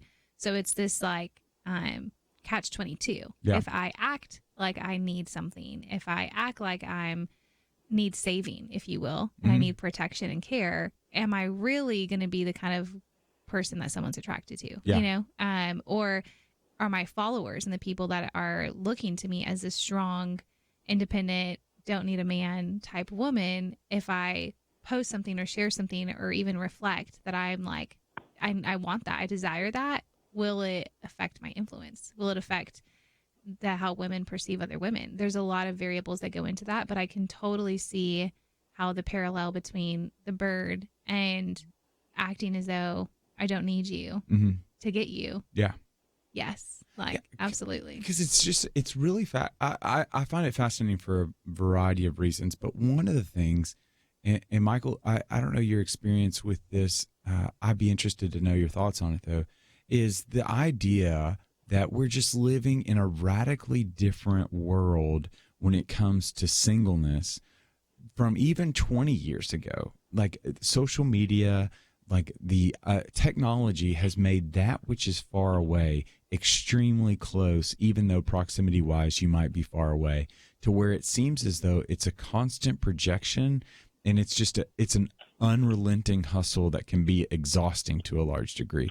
And I thought this article conveyed that to a large degree, but also to a certain degree saw the shortcomings of it as well. Thoughts? Yeah, I mean, relationships have just shifted so much in the last 20 years. And I think it's important for the church to recognize that. It's important for the church to value singleness, I think. And so much of church life is largely oriented around family units, which is good and right and understandable. But I'm passionate to see churches recognize the value of singleness, not as a transition period to marriage, but as a dignified, important, vital role in the church and in society right now. That's one of the things that made Christianity unique in the history of the world, was it valued early Christians who were single. That's why celibacy began to rise so much in the early church, was because it was seen as following after the example of Paul and Jesus himself, who is single, right? And so I definitely think that there's a lot of complicating factors when it comes just in general to men needing to be men in relationships, and in particular for Christian singles to have a role in the church that is more than a transition point to marriage. Yeah, it goes back. There's a quality that I think is always proven to be very admirable, regardless of whatever generation you're in. That being confidence, of like exuding confidence in knowing who you are and whose you are. And I think that's one of the things about the Christian experience that can transcend whatever generation that we're in. That we live in a world in which we have a God that is the creator of the world, that has called us his beloved, that dotes over us, whose thoughts of us are more numerous than the sands of the sea, that has a love for us that is not contingent upon our obedience and behavior relative to him. Like, I think that creates a confidence in us that allows us to be able to walk into a room and not need anything, because our every need has been supplied by the one that gave his only son, and how will he not also give us all things? So I think that's something. But in this world today, it seems like anxiety riddles, and this isn't just a female thing. Anxiety riddles both sexes, and I think it has a propensity to, I guess, be encapsulated by this. But the good news about the Crane wife in this article is you see that resolve at the end, the confidence that she is who she is. But you see all throughout it just this usage of this Crane to kind of depict the various stages of insecurity and anxiety that riddle her. Yeah, absolutely. I think I was just going to mention it's both sided. I think it's how culture has painted men to be today, and how they've painted women to be today. And so it's this almost, as a millennial, we're getting married later.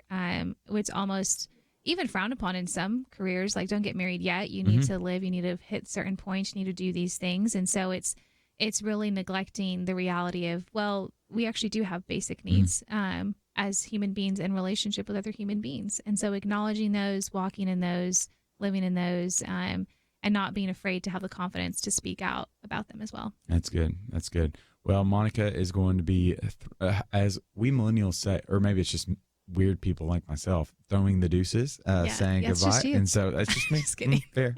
I'm okay with that. Okay, deuces. No, I'm just kidding. Monica, thank you so much for joining us. Yeah, I loved being with you guys. We've got to go on to a break right now, but if you want to find out more information on Monica and the Initiative Network, you can go to pointofview.net. And then when we come back, we're going to talk about some of the new changes that are being made relative to immigration. We'll be back right after this. From Affirm Films, Provident Films, and the Kendrick Brothers comes Overcomer. John Harrison is a frustrated coach questioning his value until he crosses paths with a student struggling on her own journey. What have you allowed to define you? When you find your identity in the one who created you, it'll change your whole perspective. Overcomer, starring Alex Kendrick and Priscilla Shirer. Rated PG. Parental guidance suggested. In theaters August 23rd. More information is available at overcomermovie.com. It's been said that a lie can travel halfway around the world while the truth is putting on its shoes. That was definitely true in the 19th century when preacher Charles Spurgeon said it. But here in the 21st century, truth can be just as fast. Think about it. When Point of View presents the truth, it reaches people across America and around the world instantly. You make that instant truth a reality when you join the Point of View Radio Truth Team. Get all the details now at pointofview.net/team or call 800-347-5151. Pointofview.net/team and 800-347-5151. Point of View will continue after this.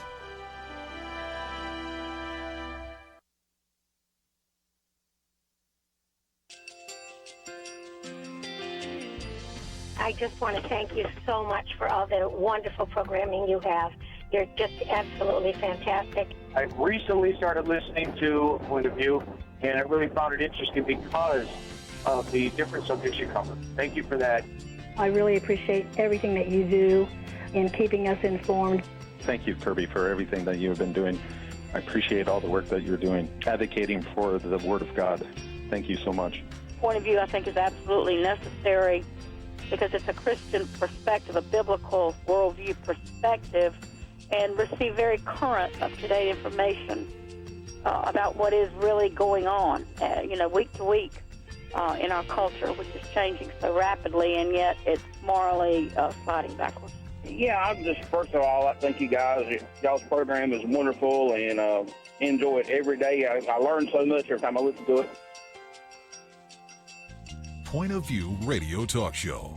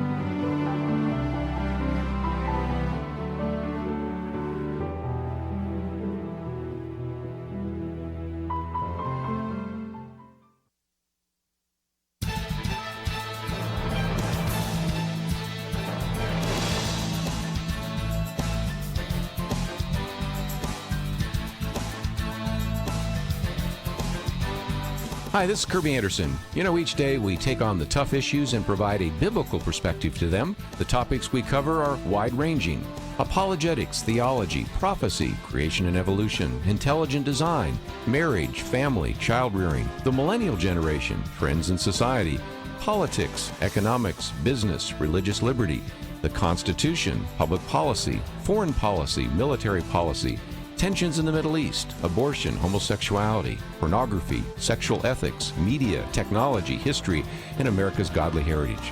We talk about anything that affects your faith, your family, or your freedom. So don't go anywhere, because Point of View continues right now.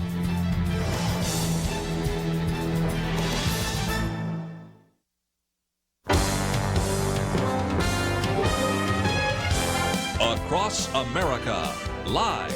This is Point of View.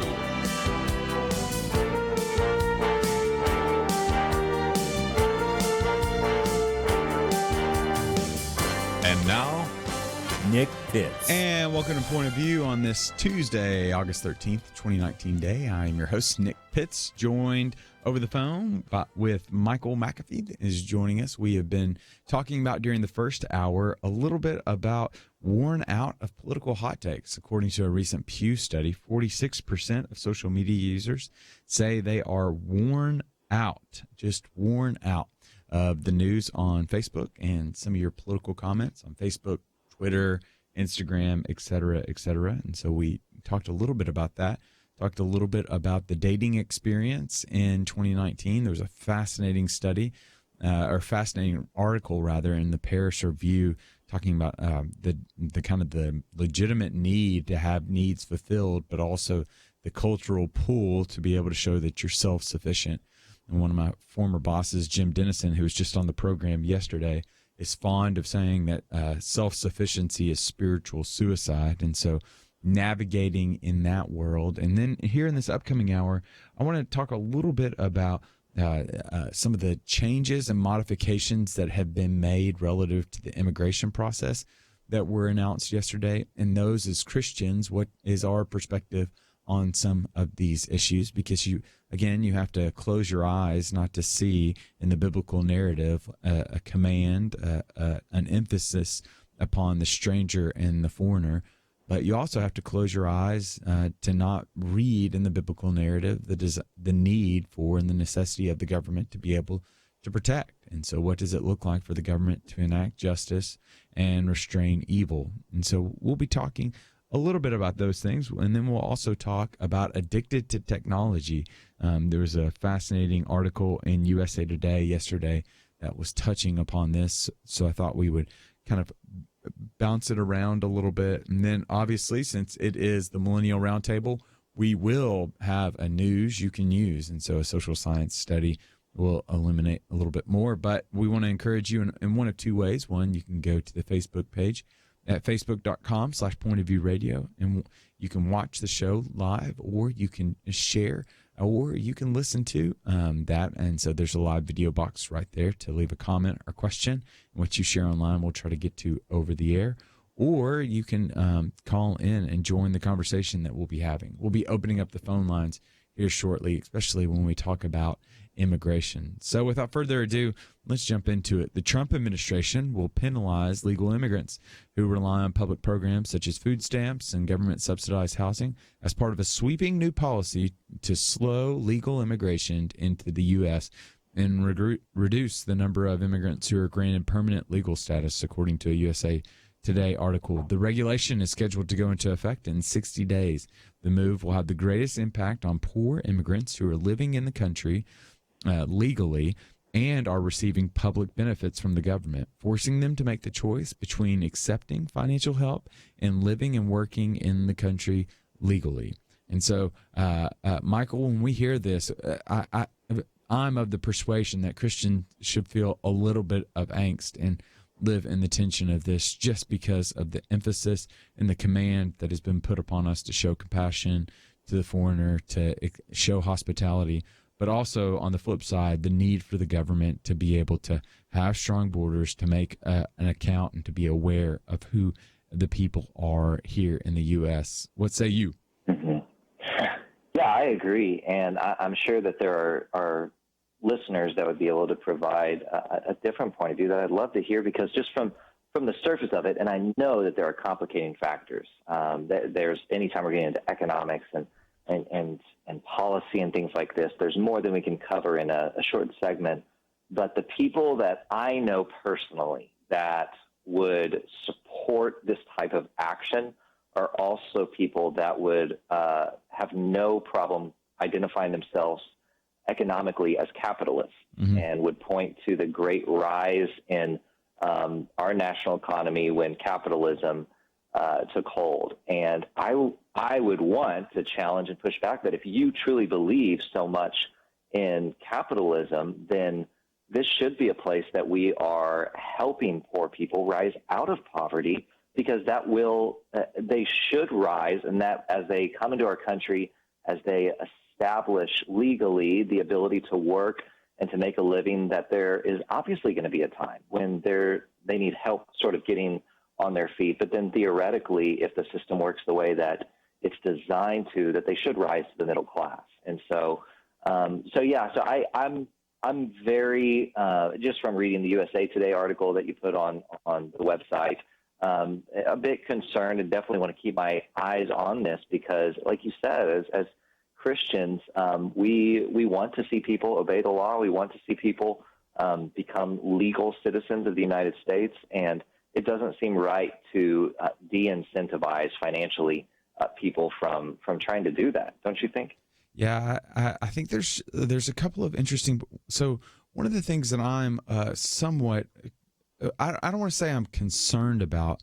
One of the kind of points that I often want to think through when considering this particular issue is to understand that there are some short-term costs to a large degree, but there's also some long-term gains in it as well. And so some of the research that I pointed out, so when we think about this, the new rule would save taxpayers about $2.27 billion per year. And so when we consider that in the context of, say, what we were just talking about with the Endangered Species Act, this is really small potatoes relative to kind of the Endangered Species Act, which is costing upwards in the tens and 20s of millions or billions of dollars rather. And so this averages out to about $6.89 per U.S. citizen per year. So understanding too, the DHS, Department of Homeland Security, has estimated that the rule would affect 382,000 non-citizens. So it's a very small percentage. But some of the long-term costs that I thought was particularly interesting for us kind of just eradicates some of the preconceived notions out there that immigrants are really not doing, or I guess undocumented immigrants are not really doing anything. Of the 11 million is probably the best count that we have. There's an MIT study that would put that number of 17 million illegal immigrants that are in the country. But nevertheless, of the 11 million, which I think is a more conservative number, around 8 million are working right now. And according to research, it says that undocumented immigrants contribute about $11.6 billion to the economy annually. If forecasts hold, they'll contribute approximately $80,000 more in taxes than government services used over their lifetime. And so it's not, when we think of the idea of the illegal immigrant just taking from the land and not necessarily giving to or giving back, I think it's important for us when we're having this conversation to recognize that that's not true, one. And then two, because again, I want us to continue to live in this tension of yes and amen, that we need to have laws and we need to have rules that govern our land, and we need to make sure that we're keeping the border secure. But also, what is the role of the Christian relative to compassion and to justice and mercy, that we ourselves once were immigrants and foreigners in a different land? And so we're going to open up the phone calls. So if you'd like to call in, you can do so at 800-351-1212. Again, that number is 800-351-1212. We'd really appreciate your phone call. What do you think about this new policy that the Trump administration has offered out? We will be back, though, right after this.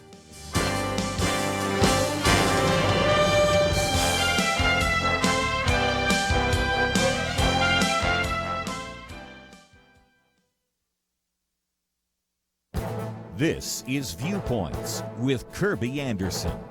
Can a state ban a presidential candidate from the ballot? This is no longer a hypothetical question. 2 weeks ago, the governor of California signed a law that would prevent Donald Trump's name from appearing on the California primary ballot unless he discloses his tax returns. Governor Newsom argued that we live in extraordinary times and states have a legal and moral duty to do everything in their power to ensure leaders seeking the highest offices meet minimal standards. I might add that the minimal standards set forth in the U.S. Constitution say nothing about tax returns. The president probably should release his tax returns, but if he or other presidential candidates refuse to release their medical records or tax returns, let the voters decide accordingly. My first reaction when hearing this was to consider how the governor and legislators would have reacted if a red state back in 2008 questioned whether Barack Obama could be on a ballot since there was some controversy over his birth certificate. That qualification, by the way, is more relevant to the standards listed in the U.S. Constitution. I discovered that my argument has been made before. Apparently, a similar bill was passed and sent to the former California governor, who vetoed the bill for two good reasons. First, the legislation is unconstitutional. Second, it would send a dangerous precedent. Jerry Brown argued, today we require tax returns, but what would be next? 5 years of health records? A certified birth certificate? He saw the danger, and I suspect you see it as well. In fact, the editors of the Wall Street Journal even suggested that some Republican in a red state might pull a similar stunt to keep a Democratic candidate off the ballot. You can see where this is going. I have some confidence that this political stunt will be declared unconstitutional, but the legislators should have thought this through before they passed the bill. I'm Kirby Anderson, and that's my point of view. From Affirm Films and the Kendrick Brothers, Overcomer, starring Alex Kendrick and Priscilla Shirer, rated PG, in theaters August 23rd. Overcomermovie.com.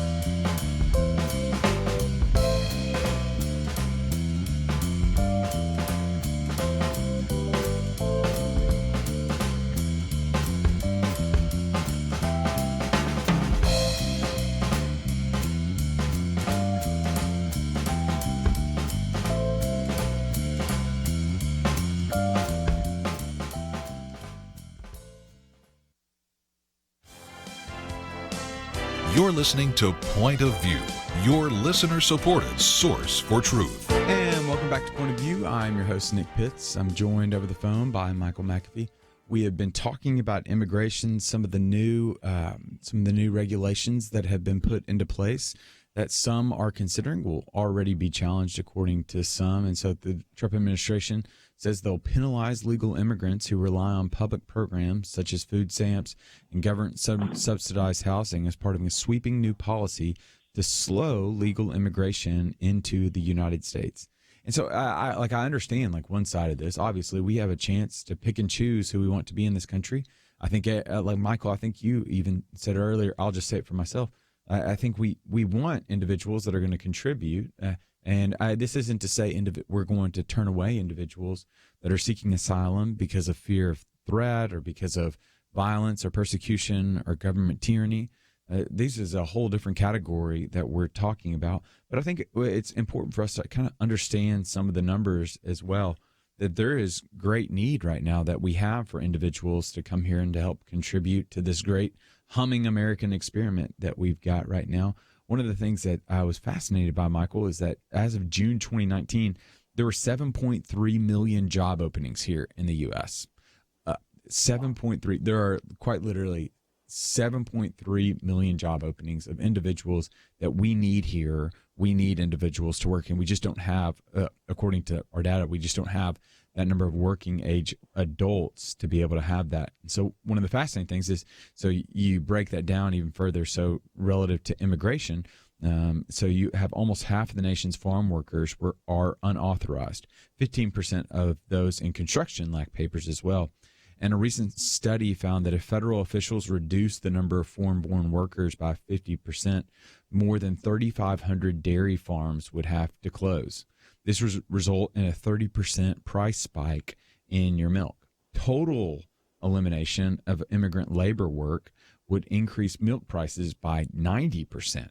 And so there's a great need, but I would even place more of an emphasis on a great need to modify and reform the system so that we can get workers and so that we can get individuals and immigrants over here in a wide variety of jobs to be able to experience and take part in this great American experiment in which individuals can utilize their skill sets and own their work and to be able to sell their work in such a way that not only would benefit them personally, but also benefit communities as well. Thoughts? Yeah, I completely agree. I think I really appreciate, Nick, you do a great job of bringing in some of that data and statistics from your research, and that really helps me so much to understand better because I feel like I hear a lot about the fact that immigrants or people in other countries are sort of taking jobs away from the from hardworking Americans that are looking for work, which I want to find work. I want to encourage others, to start businesses and things, find out how can we stimulate the economy so that there's more of that.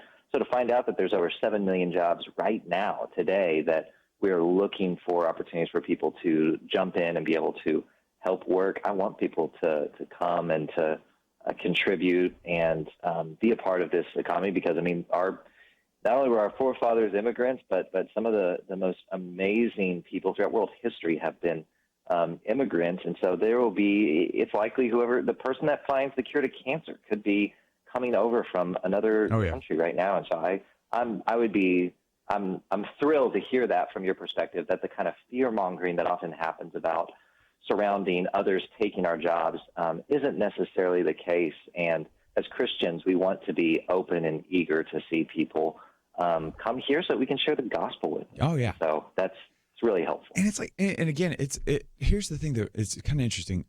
When individuals might hear us say this, and we're not saying that we want to tear down every wall and build these huge bridges where everybody can just flood. No, that's not the case. I think we're living in a world in which there's these false dichotomies that there either has to be no walls or the highest walls ever. But the reality is, there are a lot of farmers. There are a lot of construction companies right now. There are a lot of tech companies right now. There are a lot of firms and organizations that are in desperate need of workers. And so if we got, what is it? I think the unemployment rate's at like 4.3%. Now we can have our qualms about, does that accurately reflect the number of people that are unemployed right now that do not have work? But what we do know without fail is that over 7 million jobs are open right now. And for every job that's open, any small business person knows that it's leaving money out on the table. It's leaving money out in the marketplace. It's leaving money out in the field, wherever, what have you. And you want to fill those jobs so that, one, you can allow individuals to have the dignity that comes with working hard for money, and then two, having the opportunity to be able to invest that money in a local economy, which again causes all boats to rise, right? Yeah, absolutely. So, yeah, I couldn't say it better myself. Yeah. So let's jump over on the phone lines. And so if your questions, comments, you can call in 800-351-1212. What do you make of some of these immigration changes? I personally, I think they can be good things. We want individuals that can contribute, but I also know that I don't want to simply just allow individuals here that just can contribute. I think there's a role for compassion in that as well.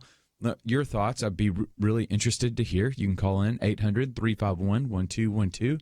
Again, that number is 800-351-1212 as well. We're going to jump on over to Melissa in Texas right now. Melissa, are you there? Yes, hi. It's Melinda. Oh, Melinda. Yeah, and I agree totally with everything that he's saying. But one thing that I see a lot, like on filling some of the jobs too, is a lot of the youth. You know, a lot of it seems like the generations now, it's like they're on their cell phones more than they're working. Yeah. And, you know, when my kids had to go to work at 15, 16 years old, you know, and you go to all the restaurants, every one of them have signs up saying, you know, they need somebody to work. They need somebody to work. They don't even know how to work anymore. And, they don't have that work ethic that we grew up with. We knew we had to go to work and get a job and get a car. And that is one thing that all my friends that are from other countries, they know their kids, they teach their kids, you got to work, you eat. And that's what we taught our kids, you work, you eat. But it seems like some of my other friends, it's like, oh, let's get them a car at 16 years old and let them go drive it, and they don't work, Melinda, are you sure your name's not Michelle? Are you sure you're not my mom? Like, you sound like this.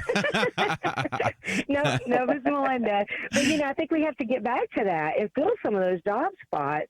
And, especially, this past summer, all I saw was kids running up and down the roads. And I'm like, go get a job. Go to work, make money, And, we need to get back to that in our country and get them back to work, get off the cell phones and the video games and give them, like you said, that work ethic that they need to know and that makes America great. And Melinda, get them out of trouble. It's funny. So I've got some numbers to help you understand, because like you, I worked my tail off in the summer. It was expected that I would get a 40-hour-a-week job, mowed grass, avoided snakes, and reluctantly befriended ticks as I was weed eating for the Clarksville Montgomery County school system.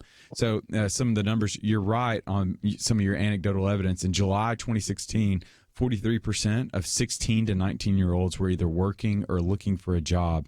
So that's 43%, okay?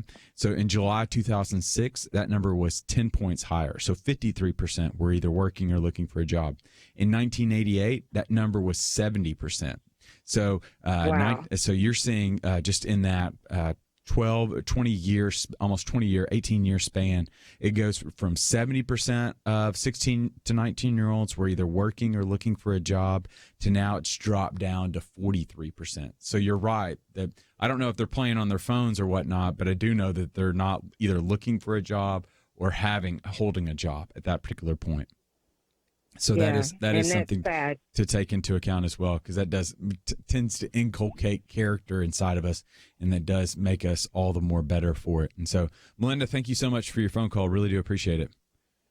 Sure, thank you. So Melinda does bring up a really great point relative to this immigration debate. Like I was saying earlier, we're changing some of the dynamics with the green card system as well as immigration system to really start to focus in on individuals that we allow to become legal immigrants to legalize, to authorize, would be that they wouldn't need federal assistance in that process. Essentially, that they're working.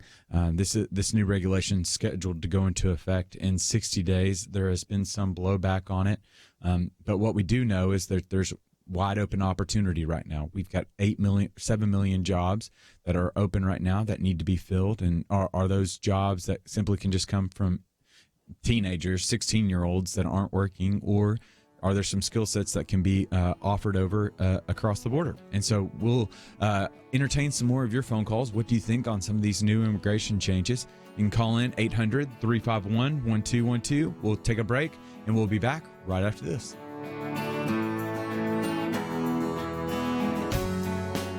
We live in a digital generation. Point of View is reaching this often overly plugged-in generation with truth. You can keep up with us 24 hours a day using your phone, your tablet, your laptop, or your desktop. Search for the Point of View Radio Talk Show on Facebook, where you can keep up with today's issues, learn about current and upcoming guests by liking us on Facebook. Also, follow us on Twitter. Our handle is @PointOfViewRTS. That stands for Point of View Radio Talk Show. Learn, interact, make a difference with Point of View using new media. And here's one way you can make a big difference. Help us increase our reach by spreading the word among your friends. Share a Facebook post. Tag us in a tweet. With enough joining us to plant seeds, we'll see a tremendous harvest. Come on, it only takes a minute. Search for Point of View Radio Talk Show on Facebook, @Point of View RTS on Twitter, and subscribe to the Point of View Radio Talk Show channel on YouTube. Learn, interact, share. The Point of View Radio Talk Show. Point of View will continue after this.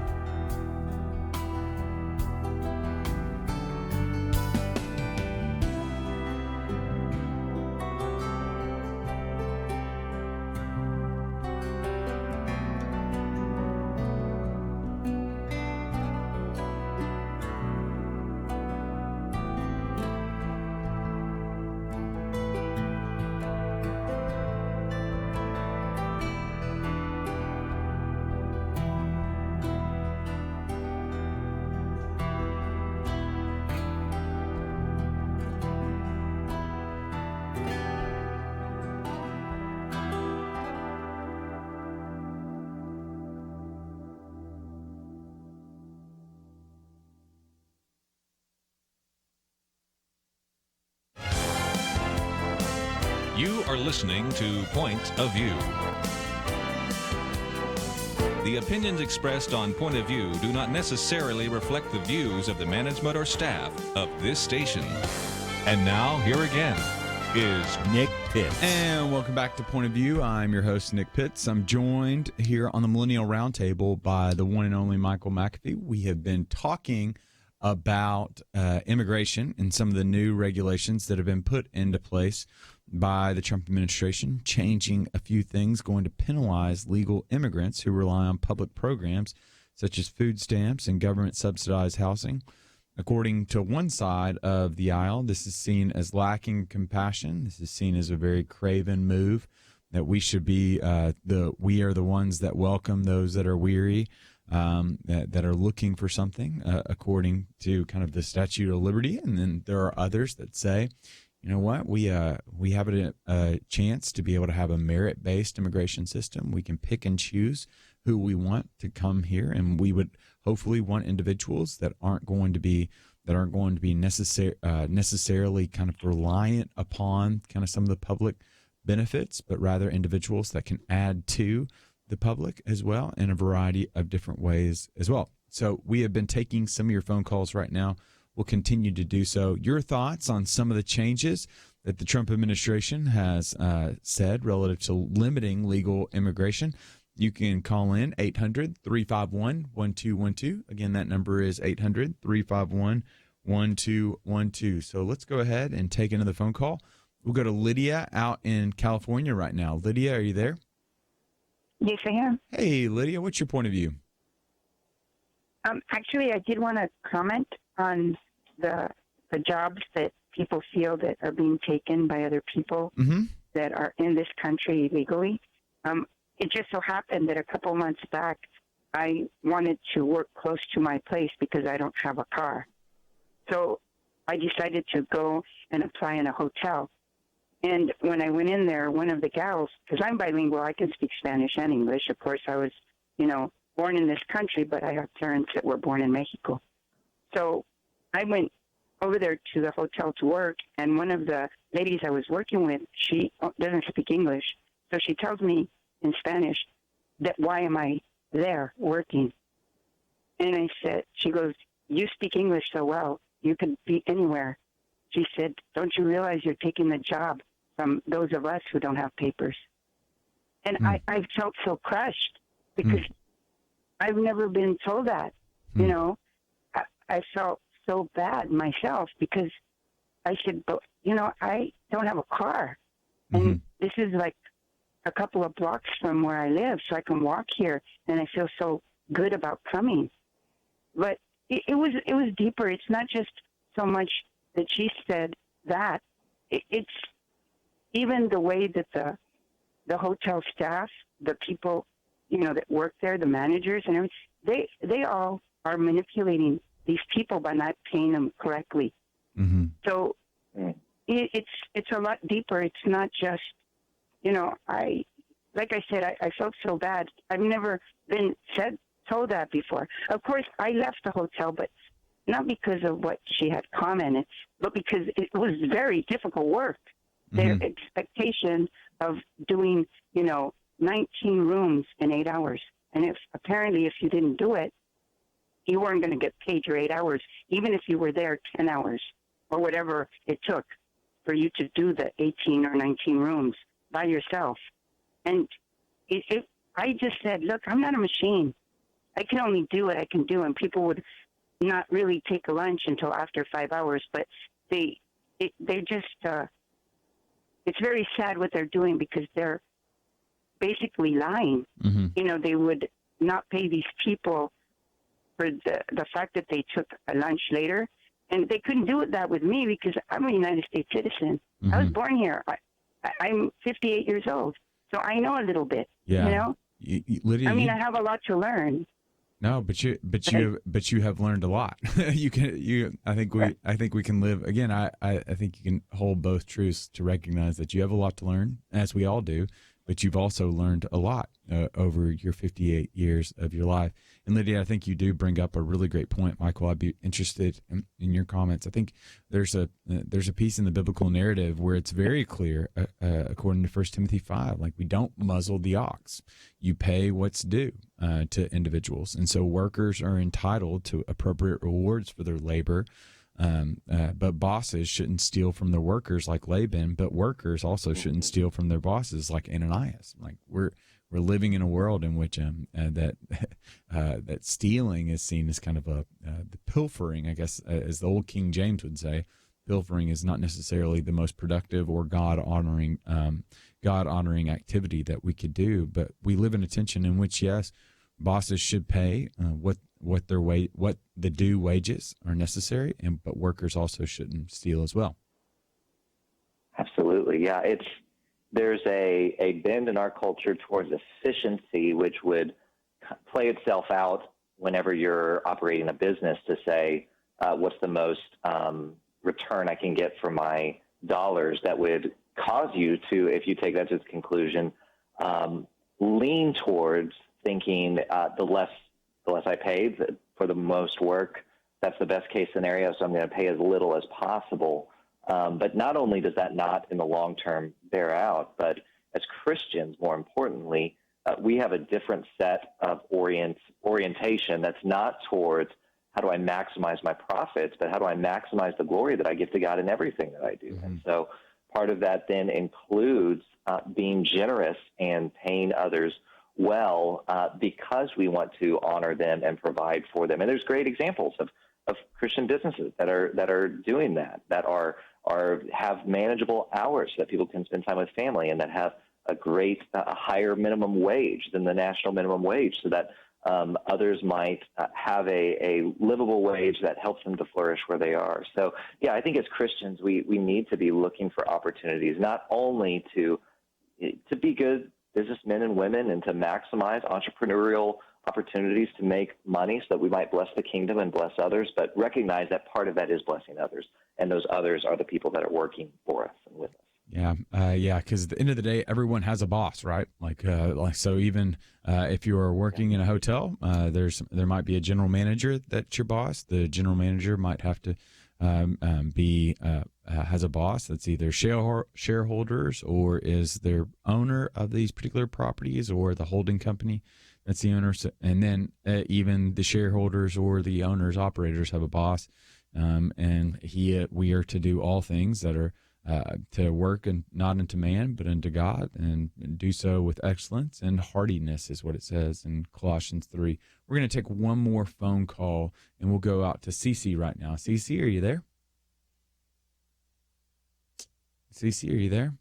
Okay, maybe Cece is not there, and so we are going to then transition over, and we're going to have to take a little break now. And so when we come back from the break, there's a couple of topics that we're going to talk about for this last little segment.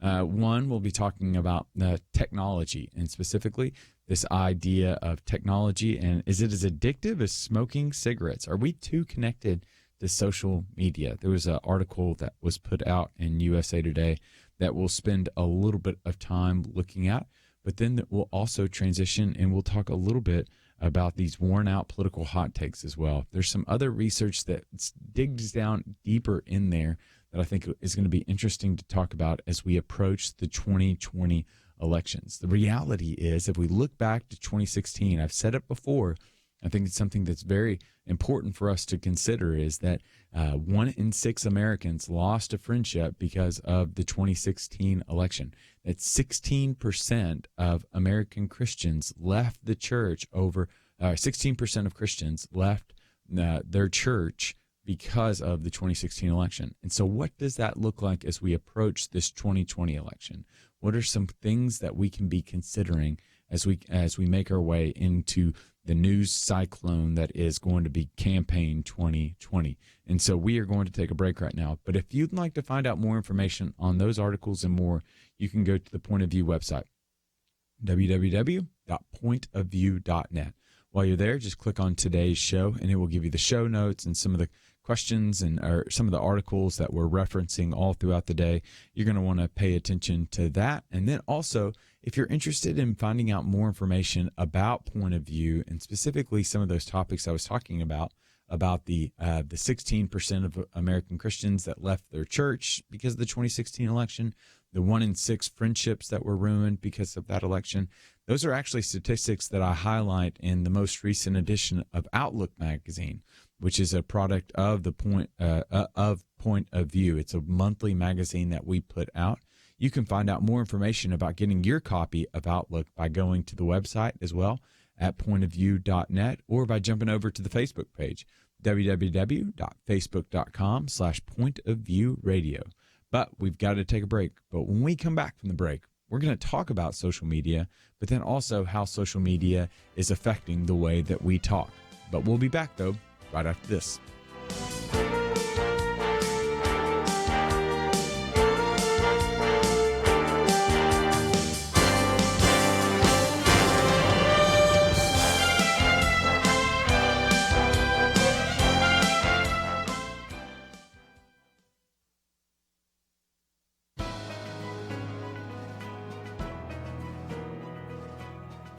Welcome to the First Liberty Briefing. I'm Jeremy Dice. The Supreme Court of the United States recently sent our case involving Aaron and Melissa Klein back to Oregon. You may be wondering, why didn't the justices just decide the issue once and for all? Well, it's a fair question, and only 9 Americans really know the answer. But perhaps part of the reason is that state-sanctioned hostility towards religion keeps getting in the way.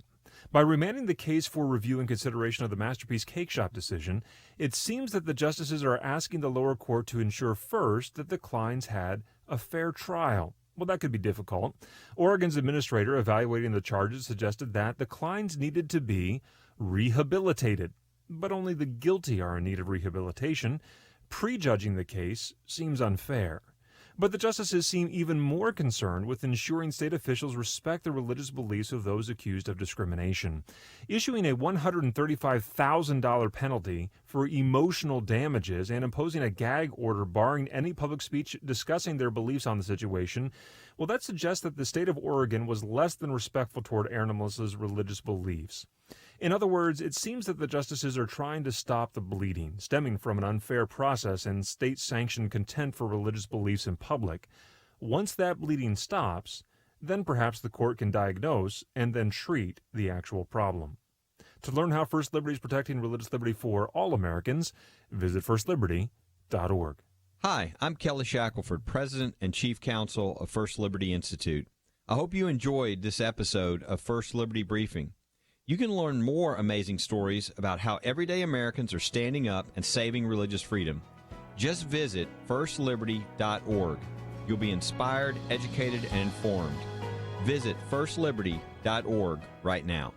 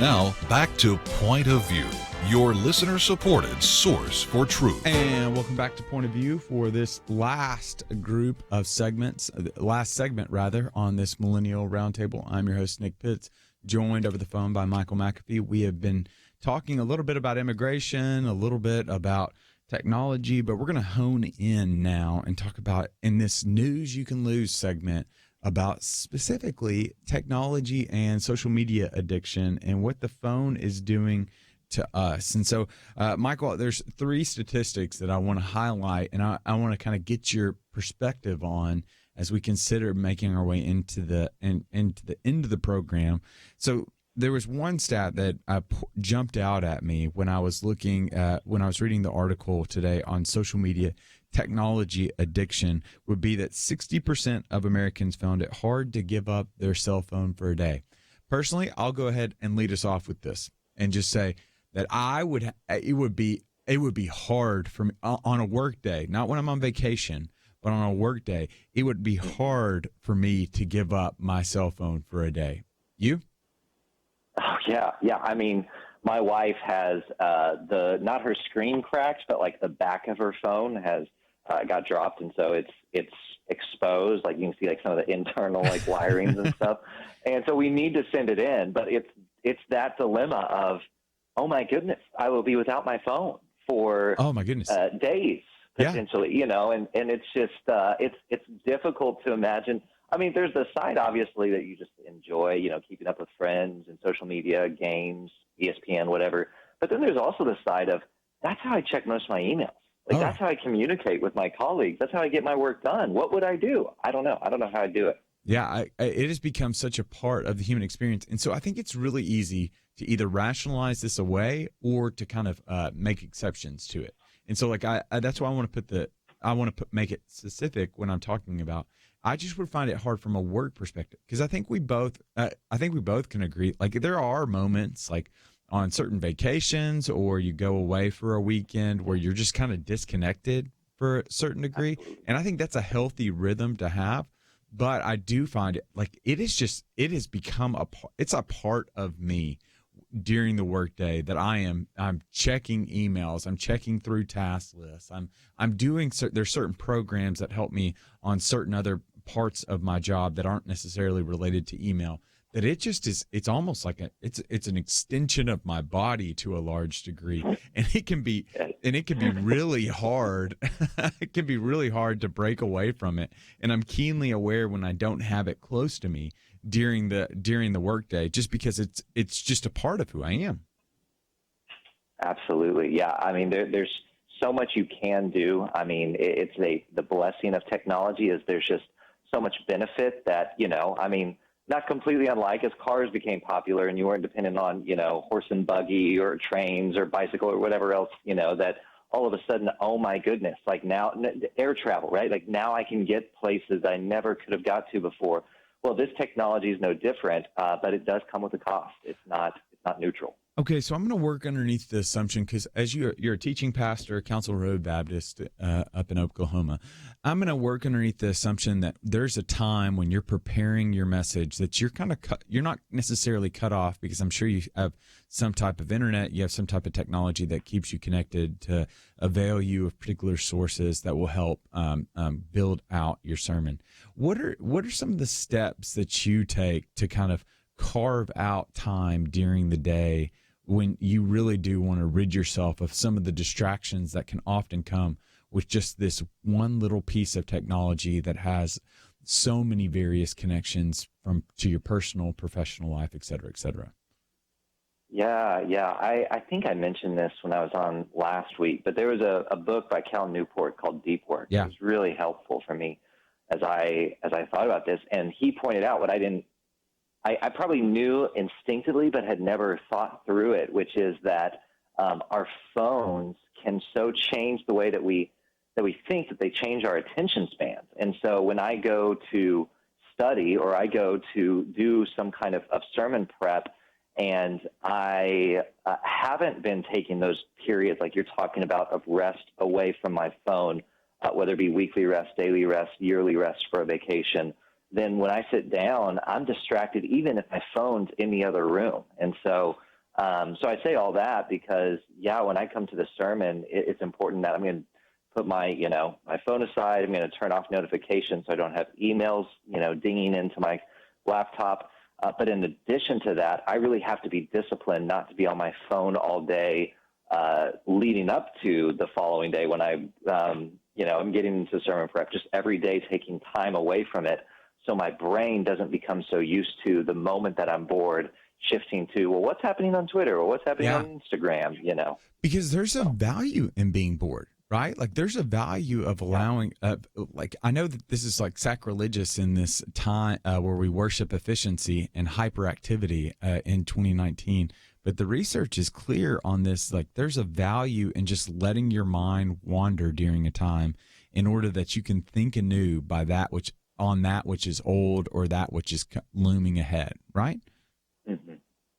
Yeah, absolutely. Yeah, and it seems reverse, right? It's counterintuitive because we assume that it's bad to be bored, but man, it's good for our minds to be at rest. Yeah, because I was, again, this kind of, it seemed like a very random connection, but like it was out of kind of that boredom to a certain degree. Now, granted, that boredom came at the very end of my night. Like if you were listening to the program earlier, I made a connection in the daily briefing, and then we talked about it today over the Endangered Species Act, some of the modifications that had been made by the Trump administration to pull back certain things. But then I was reading at the end of my day yesterday this Paris Review article on a woman that after she had broken off her engagement, had gone to this scientific expedition to study this type of crane that was on the endangered species list.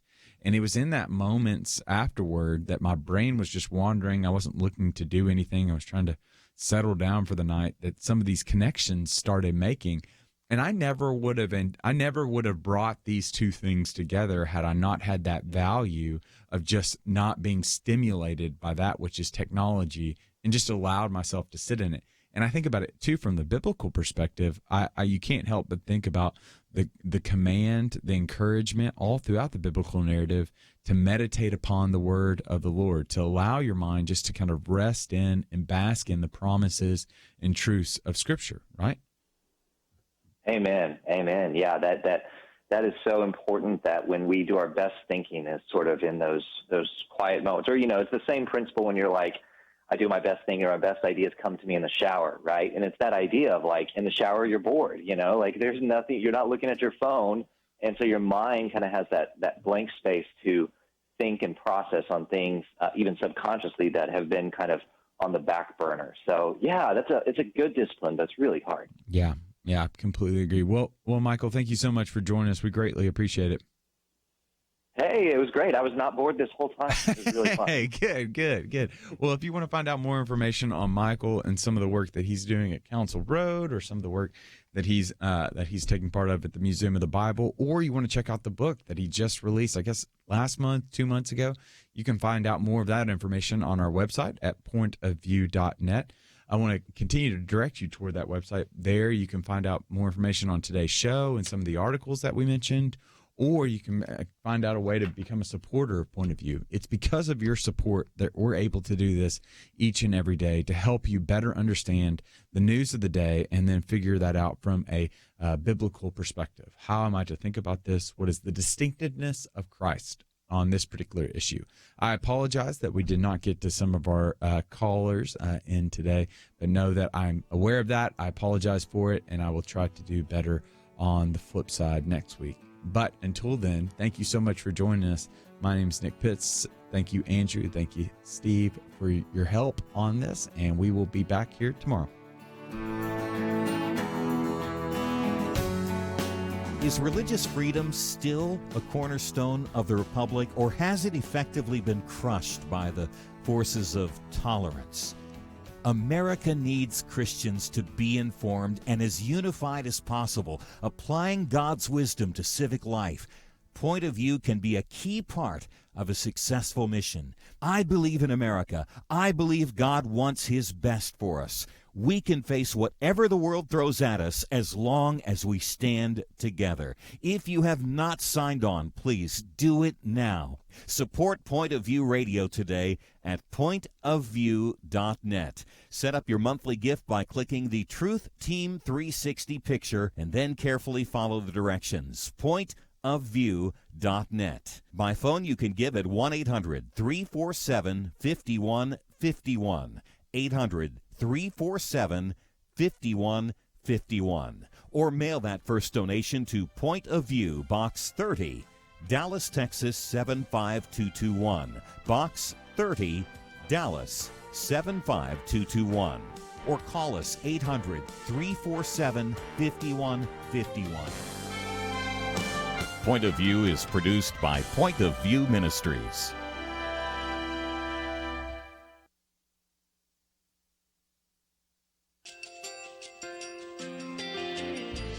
I just want to thank you so much for all the wonderful programming you have. You're just absolutely fantastic. I recently started listening to Point of View, and I really found it interesting because of the different subjects you cover. Thank you for that. I really appreciate everything